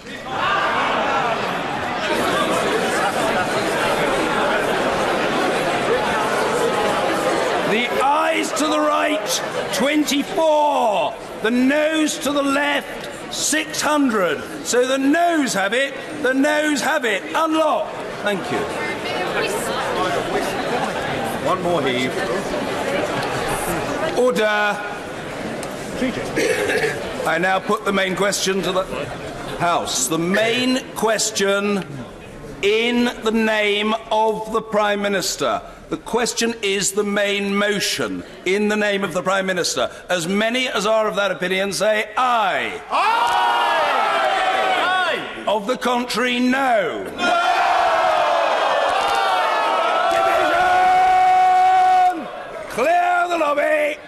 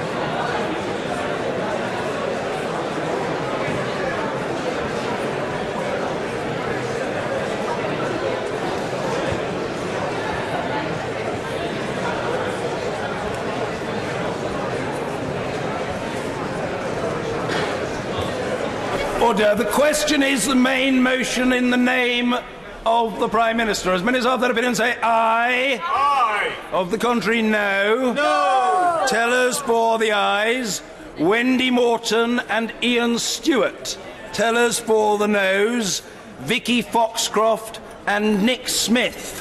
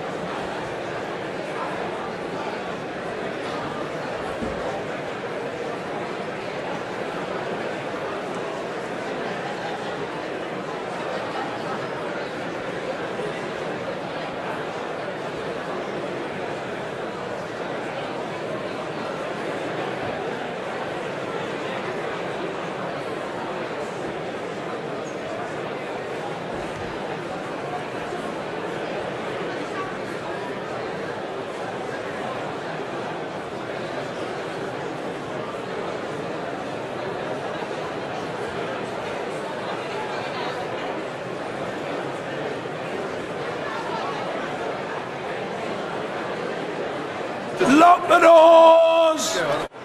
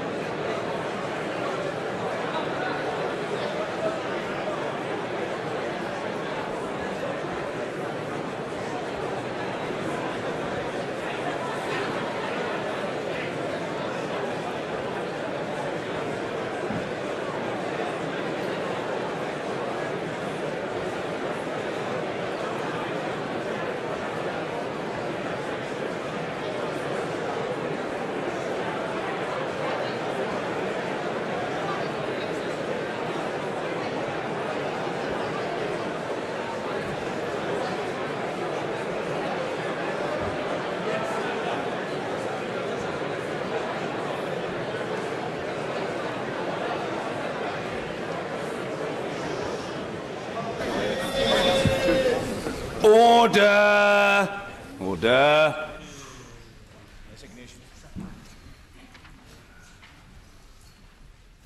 The ayes to the right, 202.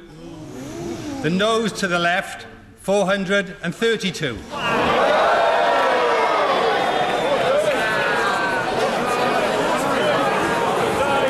The ayes to the right, 202.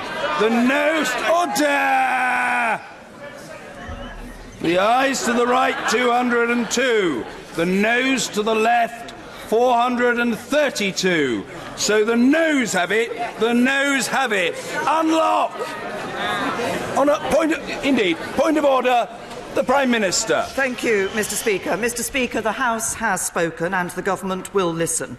It is clear that the House does not support this deal, but tonight's vote tells us nothing about what it does support. Nothing about how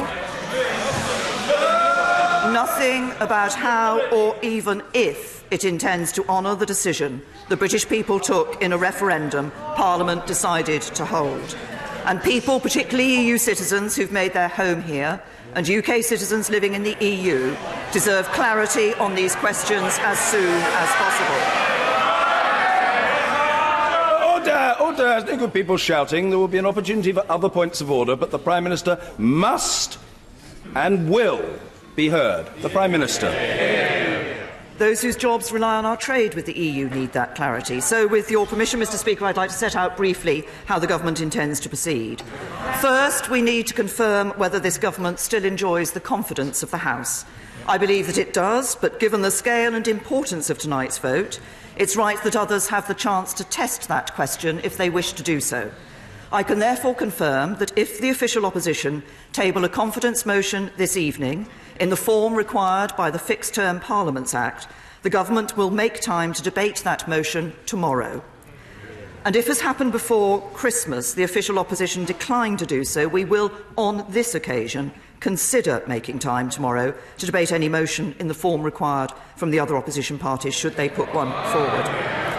Second, if the House confirms its confidence in this Government, I will then hold meetings with my colleagues, our confidence and supply partner, the DUP, and senior parliamentarians from across the House to identify what would be required to secure the backing of the House. The Government will approach these meetings in a constructive spirit, but given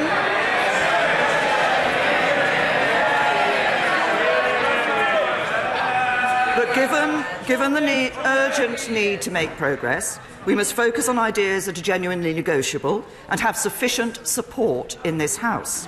Third, if these meetings yield such ideas, the Government will then explore them with the European Union. Mr. Speaker, I want to end by offering two reassurances. The first is to those who fear that the Government's strategy is to run down the clock to the 29th of March. That is not our strategy. I've always believed that the best way forward is to leave in an orderly way with a good deal, and have devoted much of the last 2 years negotiating such a deal. As you confirmed, Mr. Speaker, the amendment to the business motion tabled last week by my right honourable and learned friend, the member for Beaconsfield, is not legally binding, but the Government respects the will of the House. We will therefore make a statement about the way forward and table an amendable motion by Monday. The second reassurance is to the British people who voted to leave the European Union in the referendum 2.5 years ago. I became Prime Minister immediately after that referendum. I believe it's my duty to deliver on their instruction, and I intend to do so. Every day that passes without this issue being resolved means more uncertainty, more bitterness and more rancour.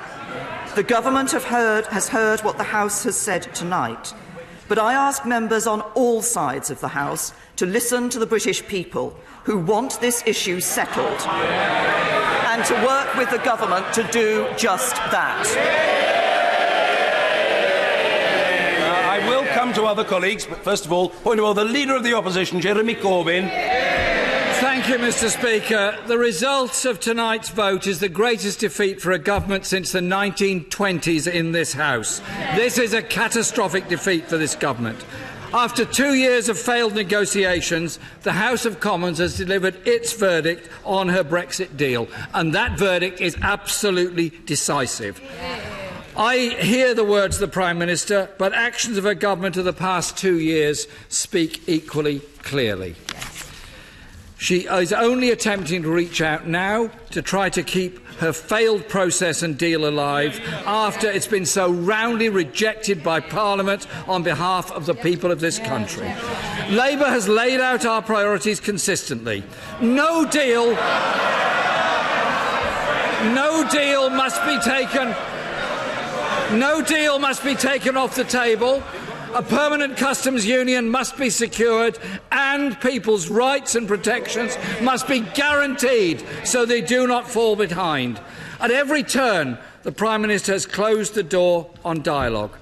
Businesses begged her to negotiate a comprehensive customs union. Trade union leaders pressed her for the same thing. They were ignored. In the last 2 years, she's only had one priority: the Conservative Party. Her governing principle of delay and denial has reached the end of the line. She cannot seriously believe that after 2 years of failure, she is capable of negotiating a good deal for the people of this country. The most important issue facing us is that the government has lost the confidence of this House and this country. I therefore, Mr. Speaker, inform you I have now tabled a motion of no confidence in this government.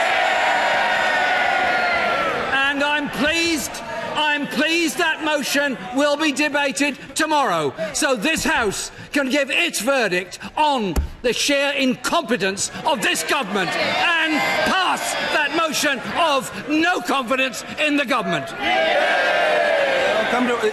First of all, just come to the leader. I will come to the right honourable gentleman, of course, but a point of order, the Leader of the House. With permission, Mr. Speaker, I should like to make a short business statement regarding the business for tomorrow and the remainder of this week. I'm extraordinarily grateful to the right honourable lady, and I accept that she can't be psychic as to what I'm thinking, and I can't be psychic as to what she's thinking. I think the smooth and orderly way to proceed with this matter is to deal with points of order first, and then to come to the right honourable lady's statement, which would be entirely proper and doubtless helpful to the House. Point of order, Mr. Ian Blackford. Mr. Speaker, we should be aware of the situation that we're in. The clock is ticking. We have got very little time to resolve this. The fact that it has taken us so long to get to this point, frankly, is shameful. This is a humiliating defeat for the government. When I listen to the Prime Minister, it sounds like everybody else is at fault rather than her. She has to accept responsibility for what has happened this evening. Mr. Speaker, I'm delighted that the Leader of the Opposition has come round to a motion of no confidence. This should have happened before, but of course we will support it. Mr. Speaker, as I mentioned, it is clear the clock is ticking. The government needs to secure the safety of all our nations and should immediately postpone the Article 50 process and should immediately have talks with all the leaders of the opposition parties. Let's work together in all our interests. But let's listen to the voices of the parliamentarians that have been sent here. There is no support for this deal. It mustn't come back again. The obvious thing to do, the right thing to do, suspend Article 50, put this to the people in a people's vote. I know the right honourable gentleman won't take offence when I say he was using the device of a point of order, as is entirely understandable in these circumstances, to say what he wanted to say, but he was more interested in what he had to say to the House than in anything that I might have to say to him. It's not a matter for the Chair. The right honourable gentleman has registered his view, and these are the sorts of issues that can quite properly be aired in debate and quite conceivably in discussions that take place with the Prime Minister and other party leaders. But he's made his point with force and alacrity, and it's on the record for colleagues to study. I will take the honourable lady first, right honourable lady first, and then others. Point of order, Jo Swinson. Thank you, Mr. Speaker. With this result of a scale that is unprecedented in recent times, it is clear that this deal, nor any tweaks to it, will get through the House of Commons. So can I ask for your guidance, Mr. Speaker, on how Parliament can assert its authority to make sure that we can give the people of this country a say on this deal to resolve this matter? It is a mess that needs to be resolved by the people in a people's vote. Well, my response to the honourable lady is as follows. First of all, there may well be an opportunity for her to air her own thoughts on that matter the situation we face and the suggested way forward in the course of debate to which the Prime Minister, in her point of order, referred, there is that prospect potentially unfolding. So that's one opportunity for the Honourable Lady. And the second would be those discussions to take place in coming days.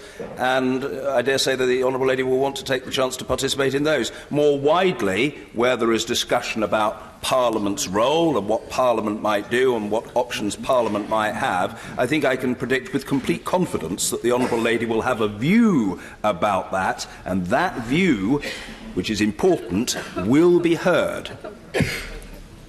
And point of order, Mr. Angus Brendan McNeill. Thank you very much, Mr. Speaker. The Prime Minister spoke about the will of Parliament, Mr. Speaker, and I think we have to investigate that further. When can we test the will of this House on the choices that are now left? The choices are no deal versus revoking Article 50. Can we test these in the House? And bearing in mind, of course, that in Scotland the European Union is more popular in the polls than the United Kingdom, and the Prime Minister should know that. There will be plenty of opportunity for testing in the days ahead.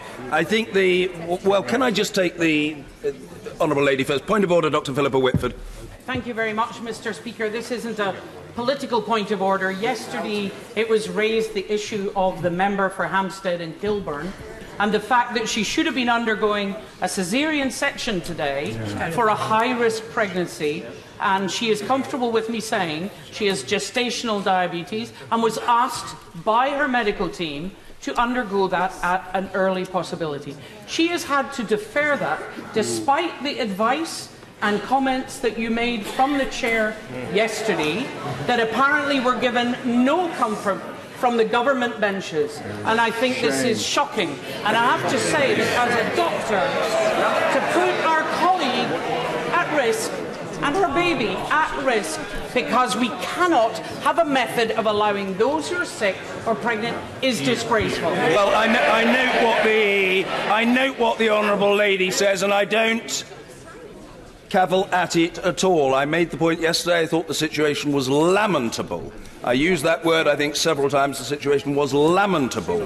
This matter, I'm not interested in people chuntering from a sedentary position to no obvious benefit or purpose. I'm ruling on the matter and I require no assistance in the process of doing so. The situation was lamentable. I thought it better that the Honourable Lady should have the opportunity of a proxy vote.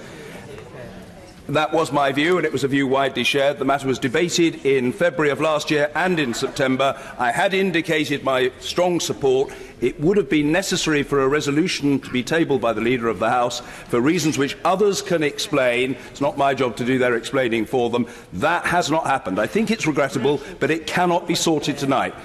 Nevertheless, she's registered her concern. It's a concern and a sense, frankly, of very deep disappointment, to put it mildly, that I share, and it will doubtless be dealt with in days or weeks to come. And my very great sympathies go to the Honourable Lady, the member for Hampstead and Kilburn, who, in my judgment, should not have been put in this position. Point of order, Yvette Cooper. Mr. Speaker, the Prime Minister has now said that she will listen to voices from right across this House.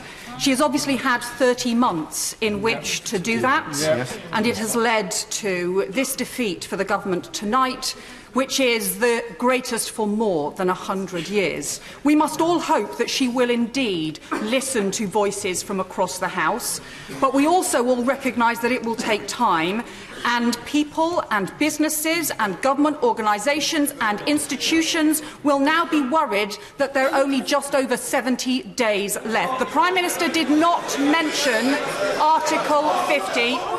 Order.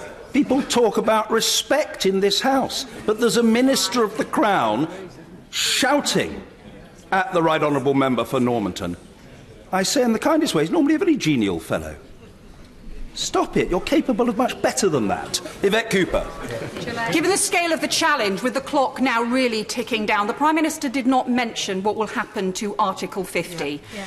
Mr. Speaker, can you advise the House on what we might be able to do to urge the Prime Minister, for the sake of businesses and jobs and people across the country, to seek an immediate extension of Article 50 now, so that this can be sorted out? Well, the answer is, in the first instance, these are matters that can be aired in debate tomorrow. I don't think it's right for me tonight to give a ruling on what the Right Honourable Lady or others should or shouldn't do. She will be aware of the presentation of bill that took place in the name of another member who I believe also has views on these matters. These will be, I'm sure, discussed in the days ahead, not merely in private meetings, but I feel certain on the floor of the House. And of one thing I am sure, that which members wish to debate and which they determine shall be subject to a vote will be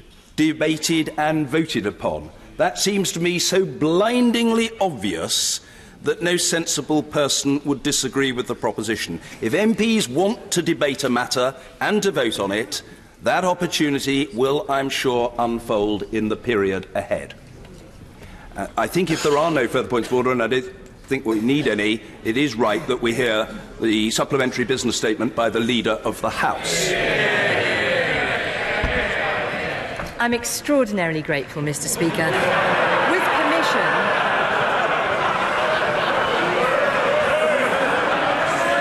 be honest.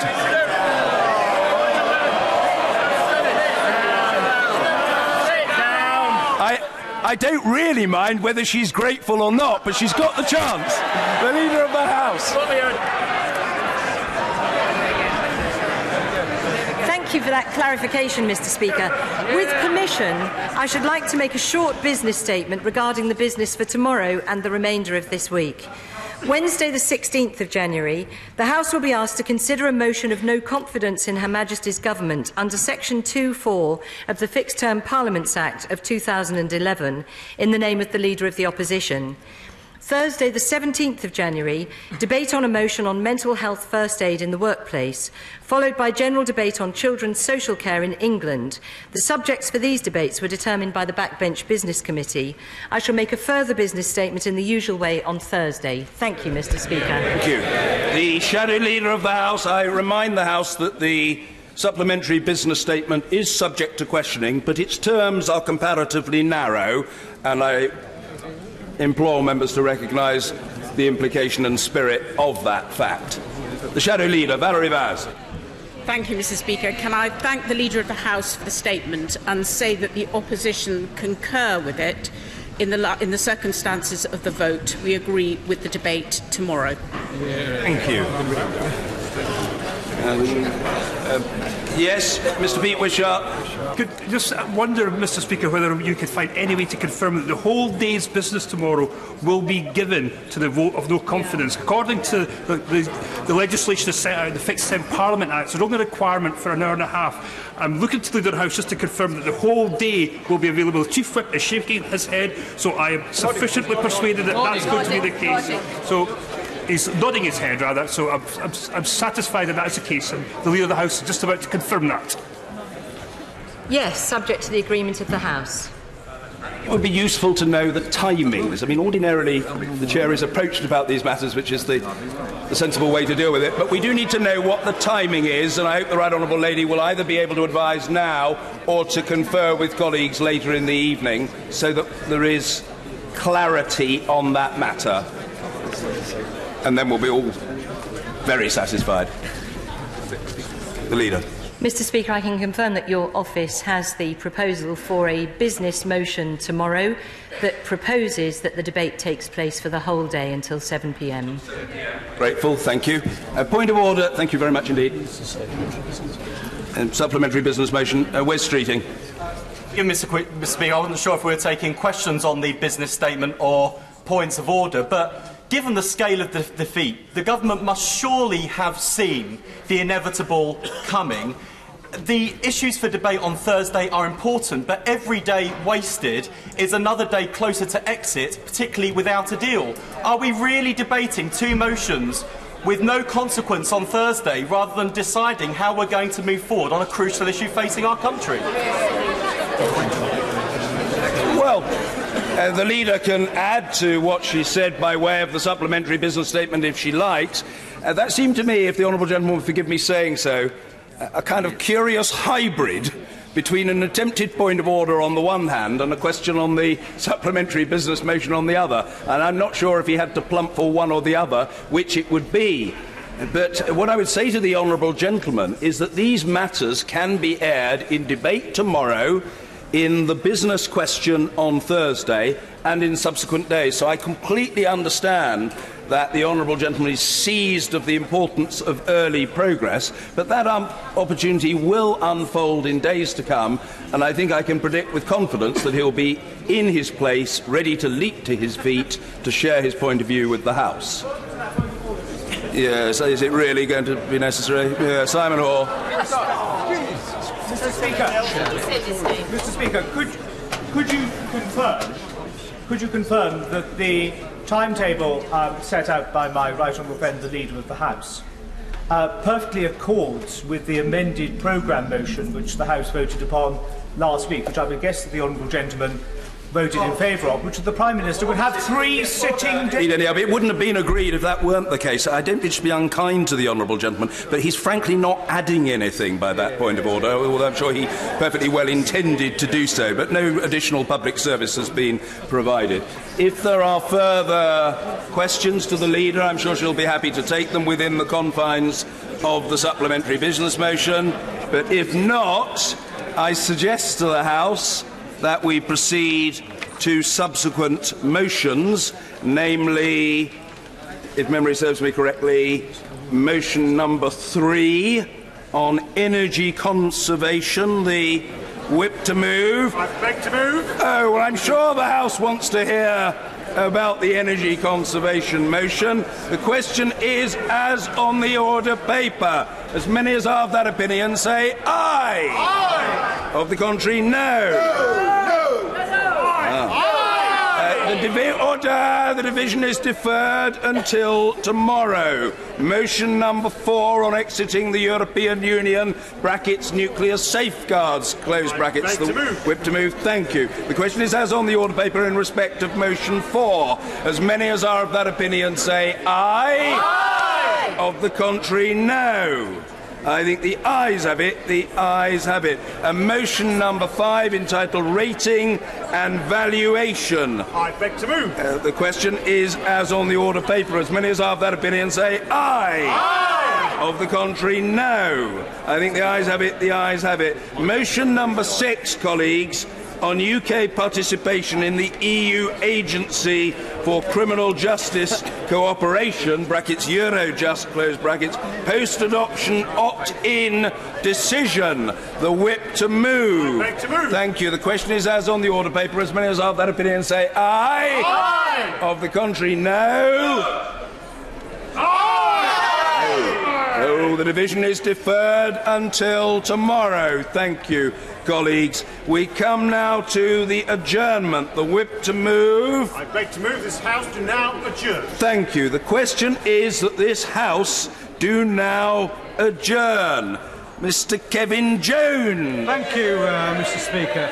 On this historic night, I'm sorry that members are leaving, would not be listening to the problems that my constituency are facing at Chess Street railway station. But I'm pleased, Mr. Speaker, that I've secured this debate to highlight the problems my constituency in Chester Street and the surrounding areas who use the station are having. Tonight we've been consumed by the debate on Brexit, but it is, I think, Mr. Speaker, worth reminding ourselves that other issues are important to our constituents, and despite our very serious deliberations today, our constituents, many, are just getting on with their lives.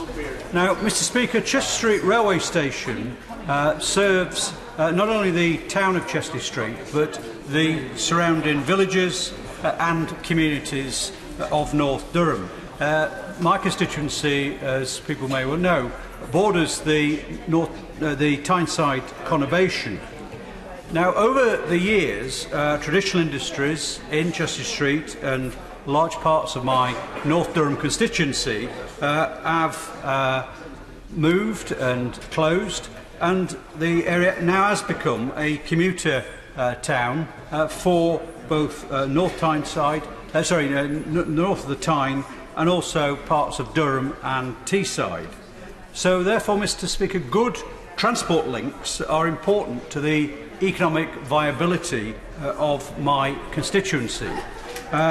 In Durham County Council's new economic plan, the transport links for the north of the county are highlighted as an important part of that part of the County Durham's economic future.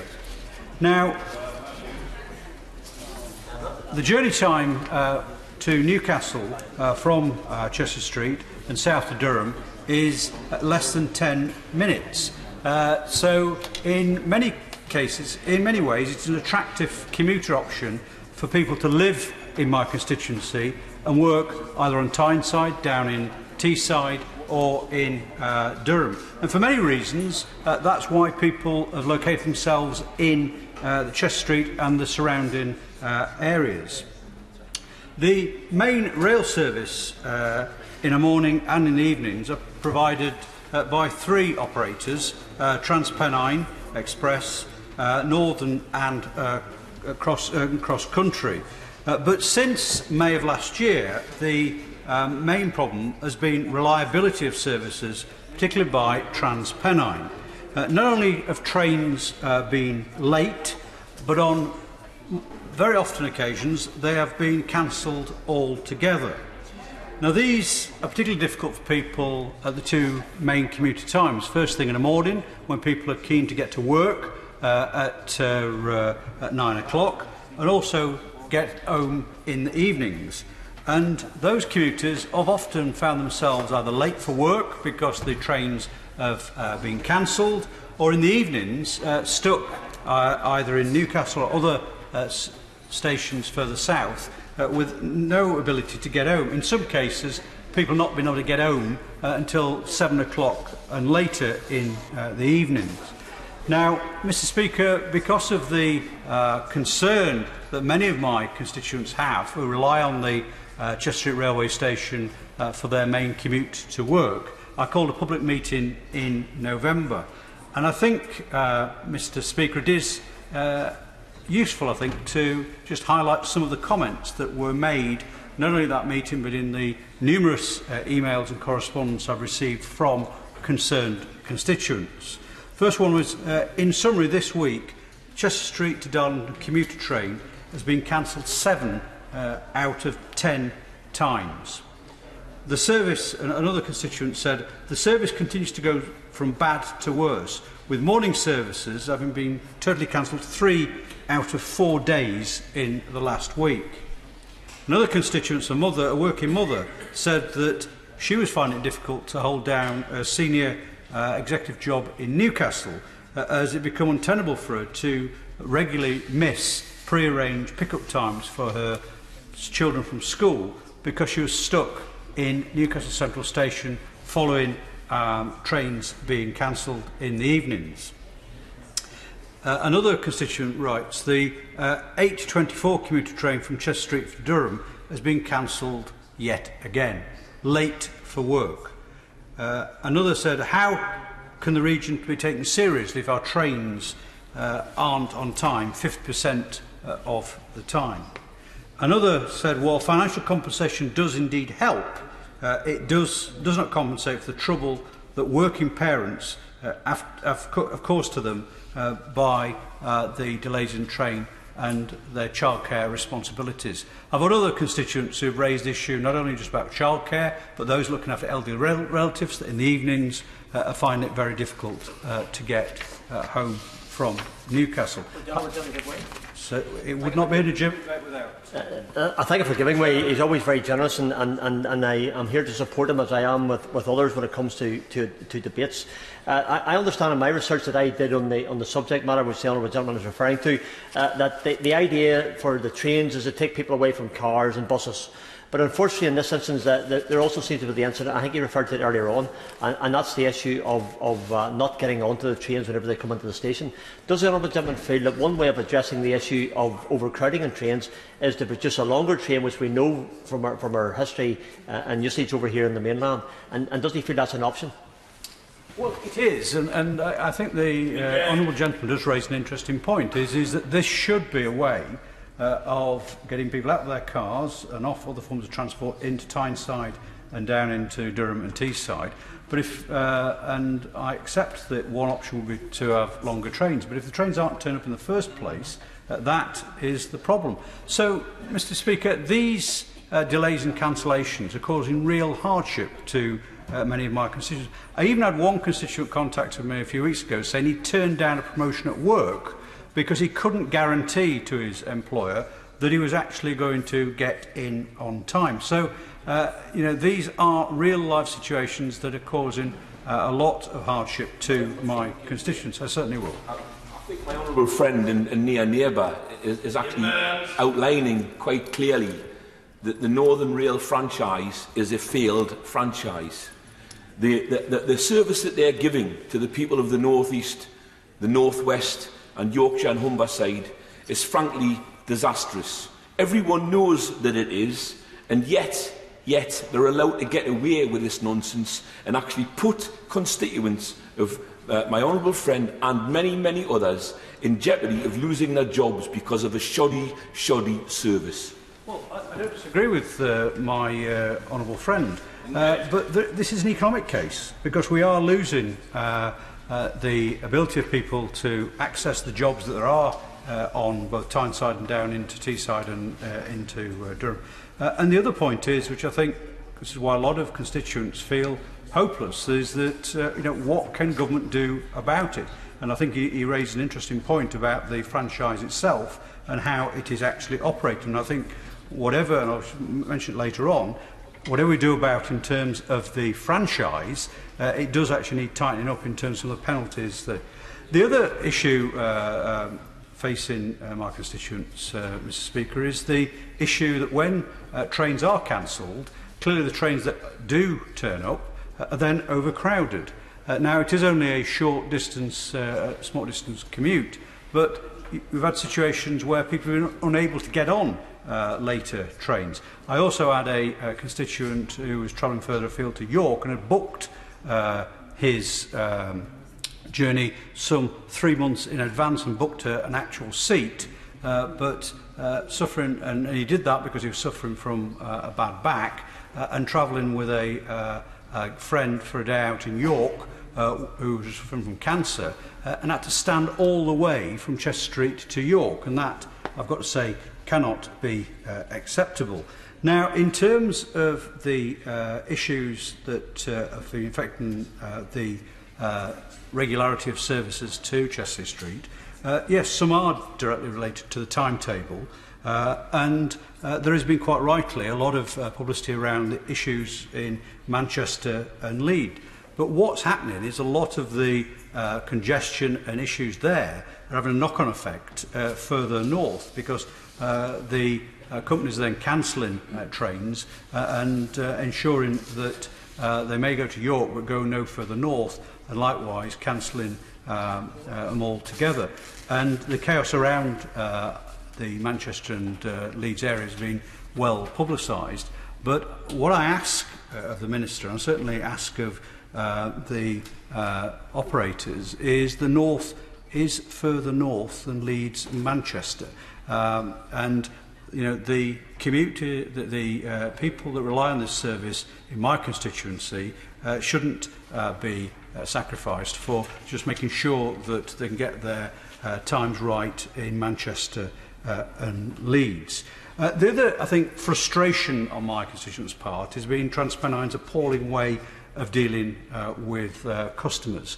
Certainly in the evenings when trains are cancelled in travelling south from Newcastle to Chesley Street, there's no information given to the stranded commuters, no alternatives offered in terms of other ways of getting home, and a situation whereby people are just left to make their own way or make alternative provision. But when that's on a regular basis, and if you have got childcare responsibilities, or, as I know one constituent in particular has got an elderly mother she has to care for, then that is not acceptable. Arriving home after 7 o'clock in the evening, when you're expected to be there at 5:15, I don't think is very... And that lack of information, and I've raised this with TransPennine, but they again seem to be... There's even no staff, for example, at Newcastle to give information to or provide alternative forms of transport, whether it be replacement buses or alternative train options. The other, I think, issue is around compensation. Now, clearly in terms of compensation, there is a compensation scheme, but again, TransPennine are not good at advertising the fact that people are entitled to compensation.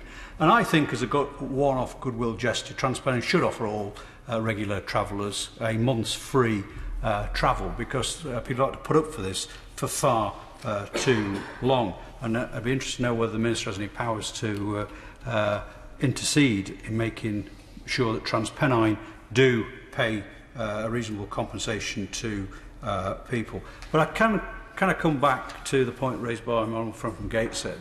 The issue is about this franchise. It is clearly not working. And certainly I think TransPennine either need to up their game and start acting like a organisation which is caring about its customers, or this franchise should be taken off them. And it's certainly, if we are going for refranchising, it should be looked at in detail how appallingly they've operated it so far. Now, the situation of where Chester Street is located should be travelling by train should be an ideal opportunity for people to access jobs, as I say, around our region. But if you've got inconsistent service, then this is not going to endear people. And certainly in terms of attracting people to live in Chester Street, it's obviously not going to be a great selling point if people can't rely on what should be an easy commute. The other issue is, and I've raised this for many years now, is why later in the day the service goes to a 2-hourly service. And I think in any future franchise we should be looking at a more regular service, because I do think there is capacity here to grow the usage of Chester Street Station, and to reinforce the point made by the Honourable Member for Strangford, take people off the roads and actually onto the railways. Can I also take this opportunity, Mr. Speaker, to raise the issue around the cross-country service, which does stop at the Chester Street railway station. Now, there is a consultation at the moment about reducing the number of stops that cross-country do, and one of those proposals is to remove the service stopping at Chester Street to obviously increase the connectivity between major cities and towns on the cross-country route. Now, if that does happen, I have made representations on this, and I know the County Council have as well. It is important that those stopping services that are taken away are replaced. And I would like to ask the Minister if he could ensure that that is taken into account in terms of the consultation, that if those stopping services are taken away, that somehow we have a replacement service to replace that loss of, especially in the evenings, of the cross-country which stops at Chester Street. On that point? Briefly. Very, very grateful. There is speculation within the industry that cross-country are actually proposing for the future that some, if not all of the services which come from the south coast of England would actually terminate at York. And never mind not serve Chester Lee Street, which is obviously between York and Newcastle. Well, if that happened, that would be a detrimental step for the North East. But again, I think it reiterates the point I made earlier, Mr. Speaker, that many people look at the north and perhaps think it goes as far as York, Manchester and Leeds, and no further. Finally, can I just raise the issue around investment in Chester Street Station? I've raised with Network Rail the issue around investment in the station. The footbridge over the station is an appalling state of repair, and I've been told that any repairs will only take place or be painted by 2020. And again, I'd ask the Minister if anything he can do to try and get Network Rail to address that, that would be very important, because again, if we are going to encourage more people to use the station, facilities need to be improved, and Networks Rail leaving it till 2020 to paint a bridge I think is not acceptable. In conclusion, Mr Speaker, can I say that my constituents have had an appalling experience in a poor rail service through no fault of their own. But can I make this point? This is obviously about raising their concerns and the terrible way in which they've been treated. But for me, it is an important point about the economy and the economy of my constituents and the future of my... I'm sorry, I'm just about to finish. About the economy of my constituency and how viable it is to attract for people to come and live at what is a pleasant part of County Durham. I call the Minister, Andrew Jones, to reply. Thank you very much, Mr Speaker. Can I just start by congratulating the Right Honourable Gentleman for securing this debate. He raises a number of very important issues serving his constituency and broader County Durham, and I will address them all in my remarks. Can I just start by saying I completely recognise how important the Chester Street station is as a vital local link for the Right Honourable Gentleman's constituents.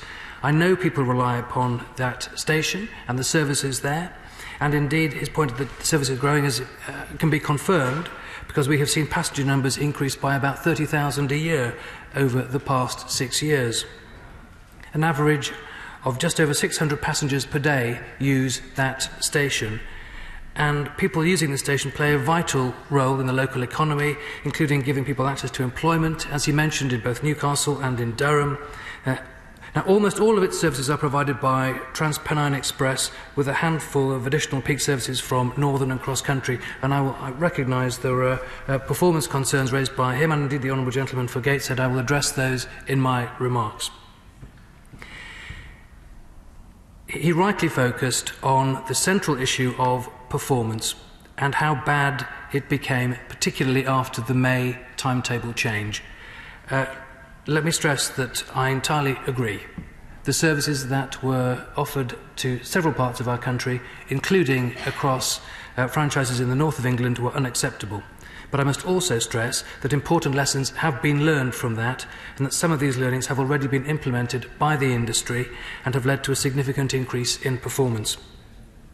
So the planned December 18 timetable changes in the north were deliberately scaled back in favour of a more phased approach.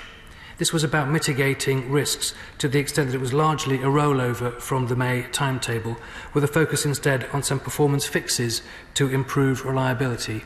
The focus has been on improving the resilience and reliability of the network. For TPE, Trans-Pennine, this included changes to local services between Leeds and Manchester, and I fully recognise that the north does go further north than Leeds and Manchester. I, of course, represent a constituency to the north of Leeds and Manchester. And these changes have already delivered significant improvements with the provision of standby trains at key locations to help recovery should things go wrong. Now, I look at the performance daily, and I know that many colleagues across the House will do the same, but performance on Northern and TPE has improved significantly since December. On TPE, the performance has increased to around 83% on time. The measure that is used is called PPM. It's available online, and it has now reached 83%. Now, obviously, that presents still a significant amount of room for manoeuvre, and it is below target. But it is also 18% higher than the last period before the December changes. So, although there has been this improvement in punctuality and reduced cancellations, I share the view from colleagues right across the House that this is still not good enough. On Northern, the January figures so far show that around 89% of trains are on time, which is also an improvement on December, an improvement of around 10%. And I'm pleased to report that the number of trains that are late, very late or cancelled has substantially declined. This month, fewer than 1 in 10 have been late, and just 1.3% very late or cancelled. I also recognise that the base that they are starting from, and that recovery of trust with their passenger customers is critical and will only be delivered by a relentless focus upon reliability and punctuality. Yes, happily. I agree with the Minister, but the concern I have with TransPennine, they don't care. For a company which seemed to be, should be focused on what is good for customers, they've got no customer ethos at all. And how we change that, I would love to know. Minister. Well, that is a very significant point that the Right Honourable Gentleman makes. I have to say that has not been my experience when I've been dealing with the train operating companies.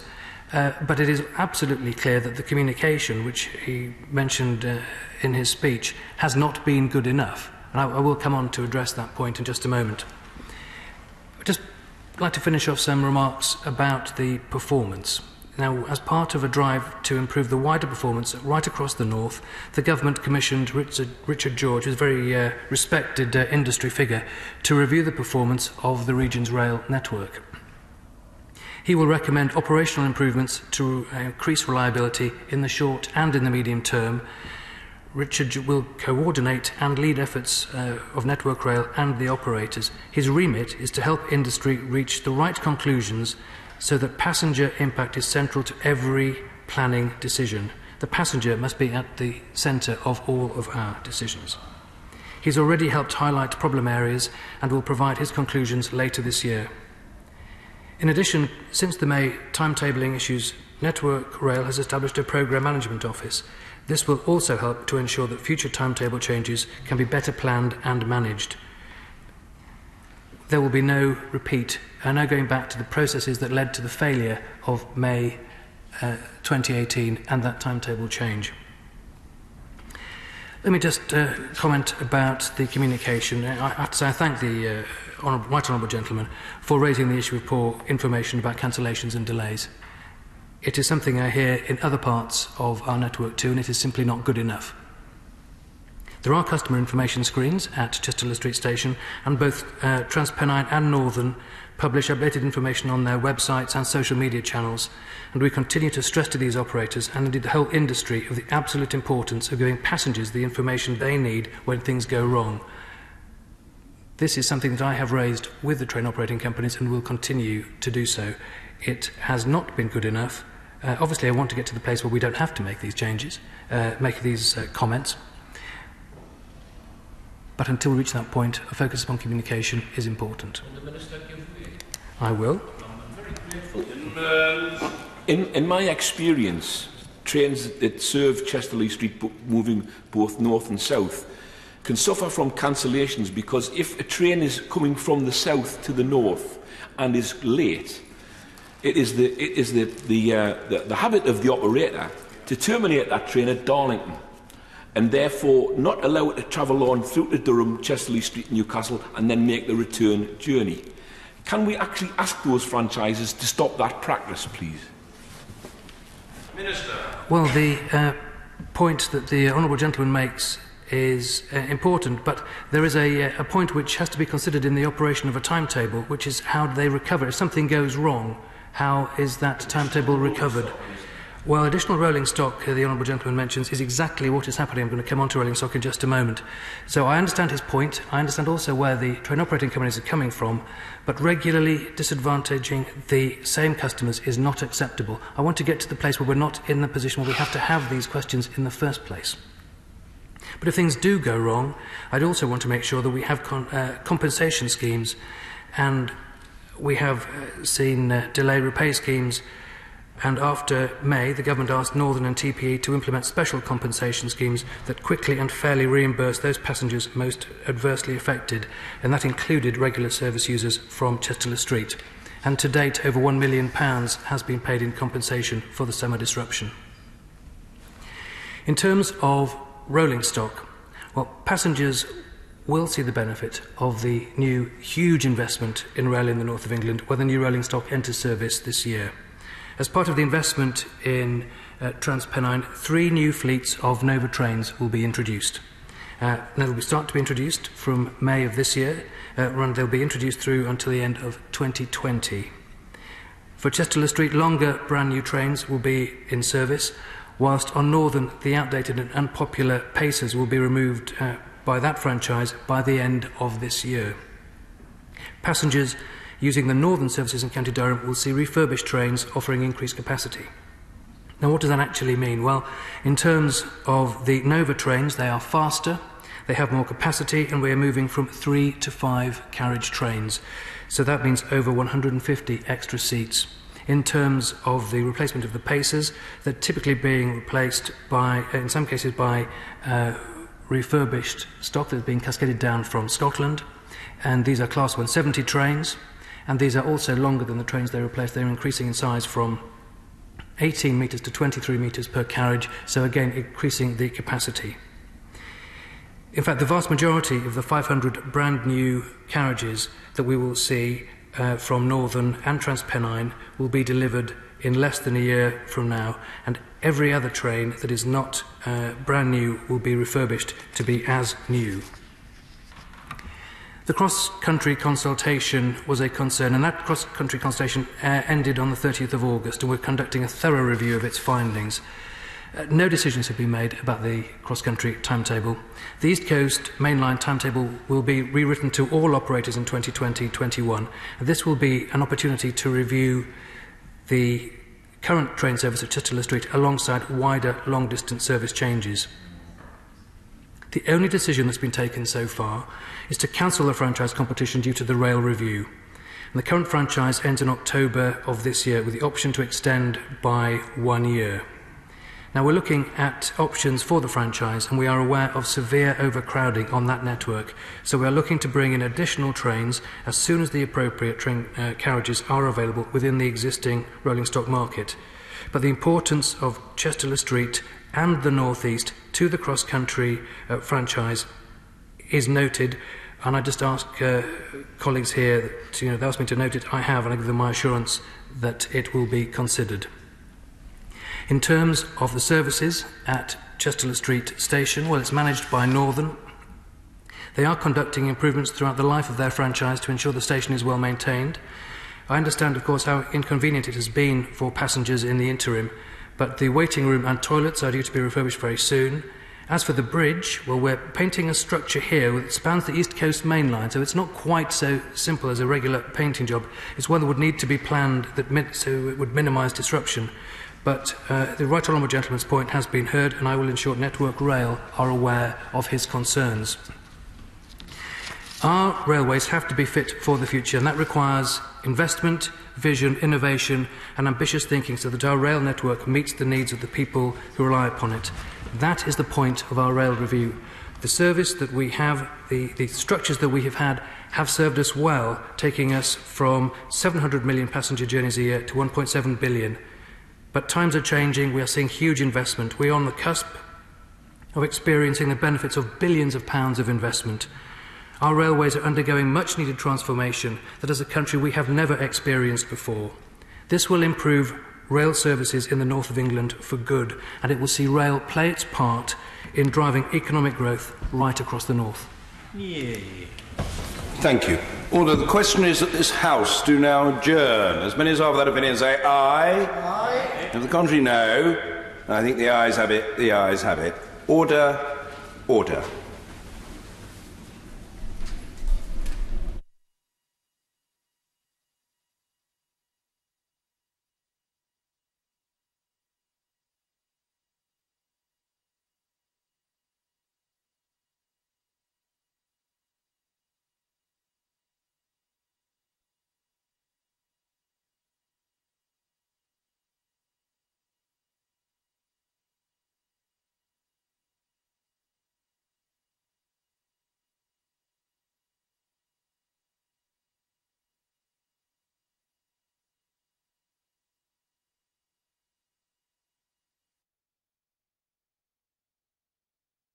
The proceeding has ended.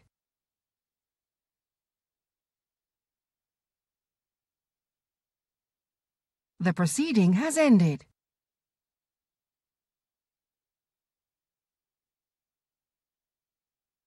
The proceeding has ended.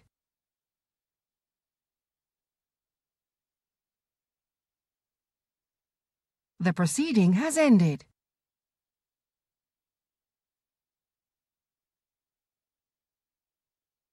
The proceeding has ended.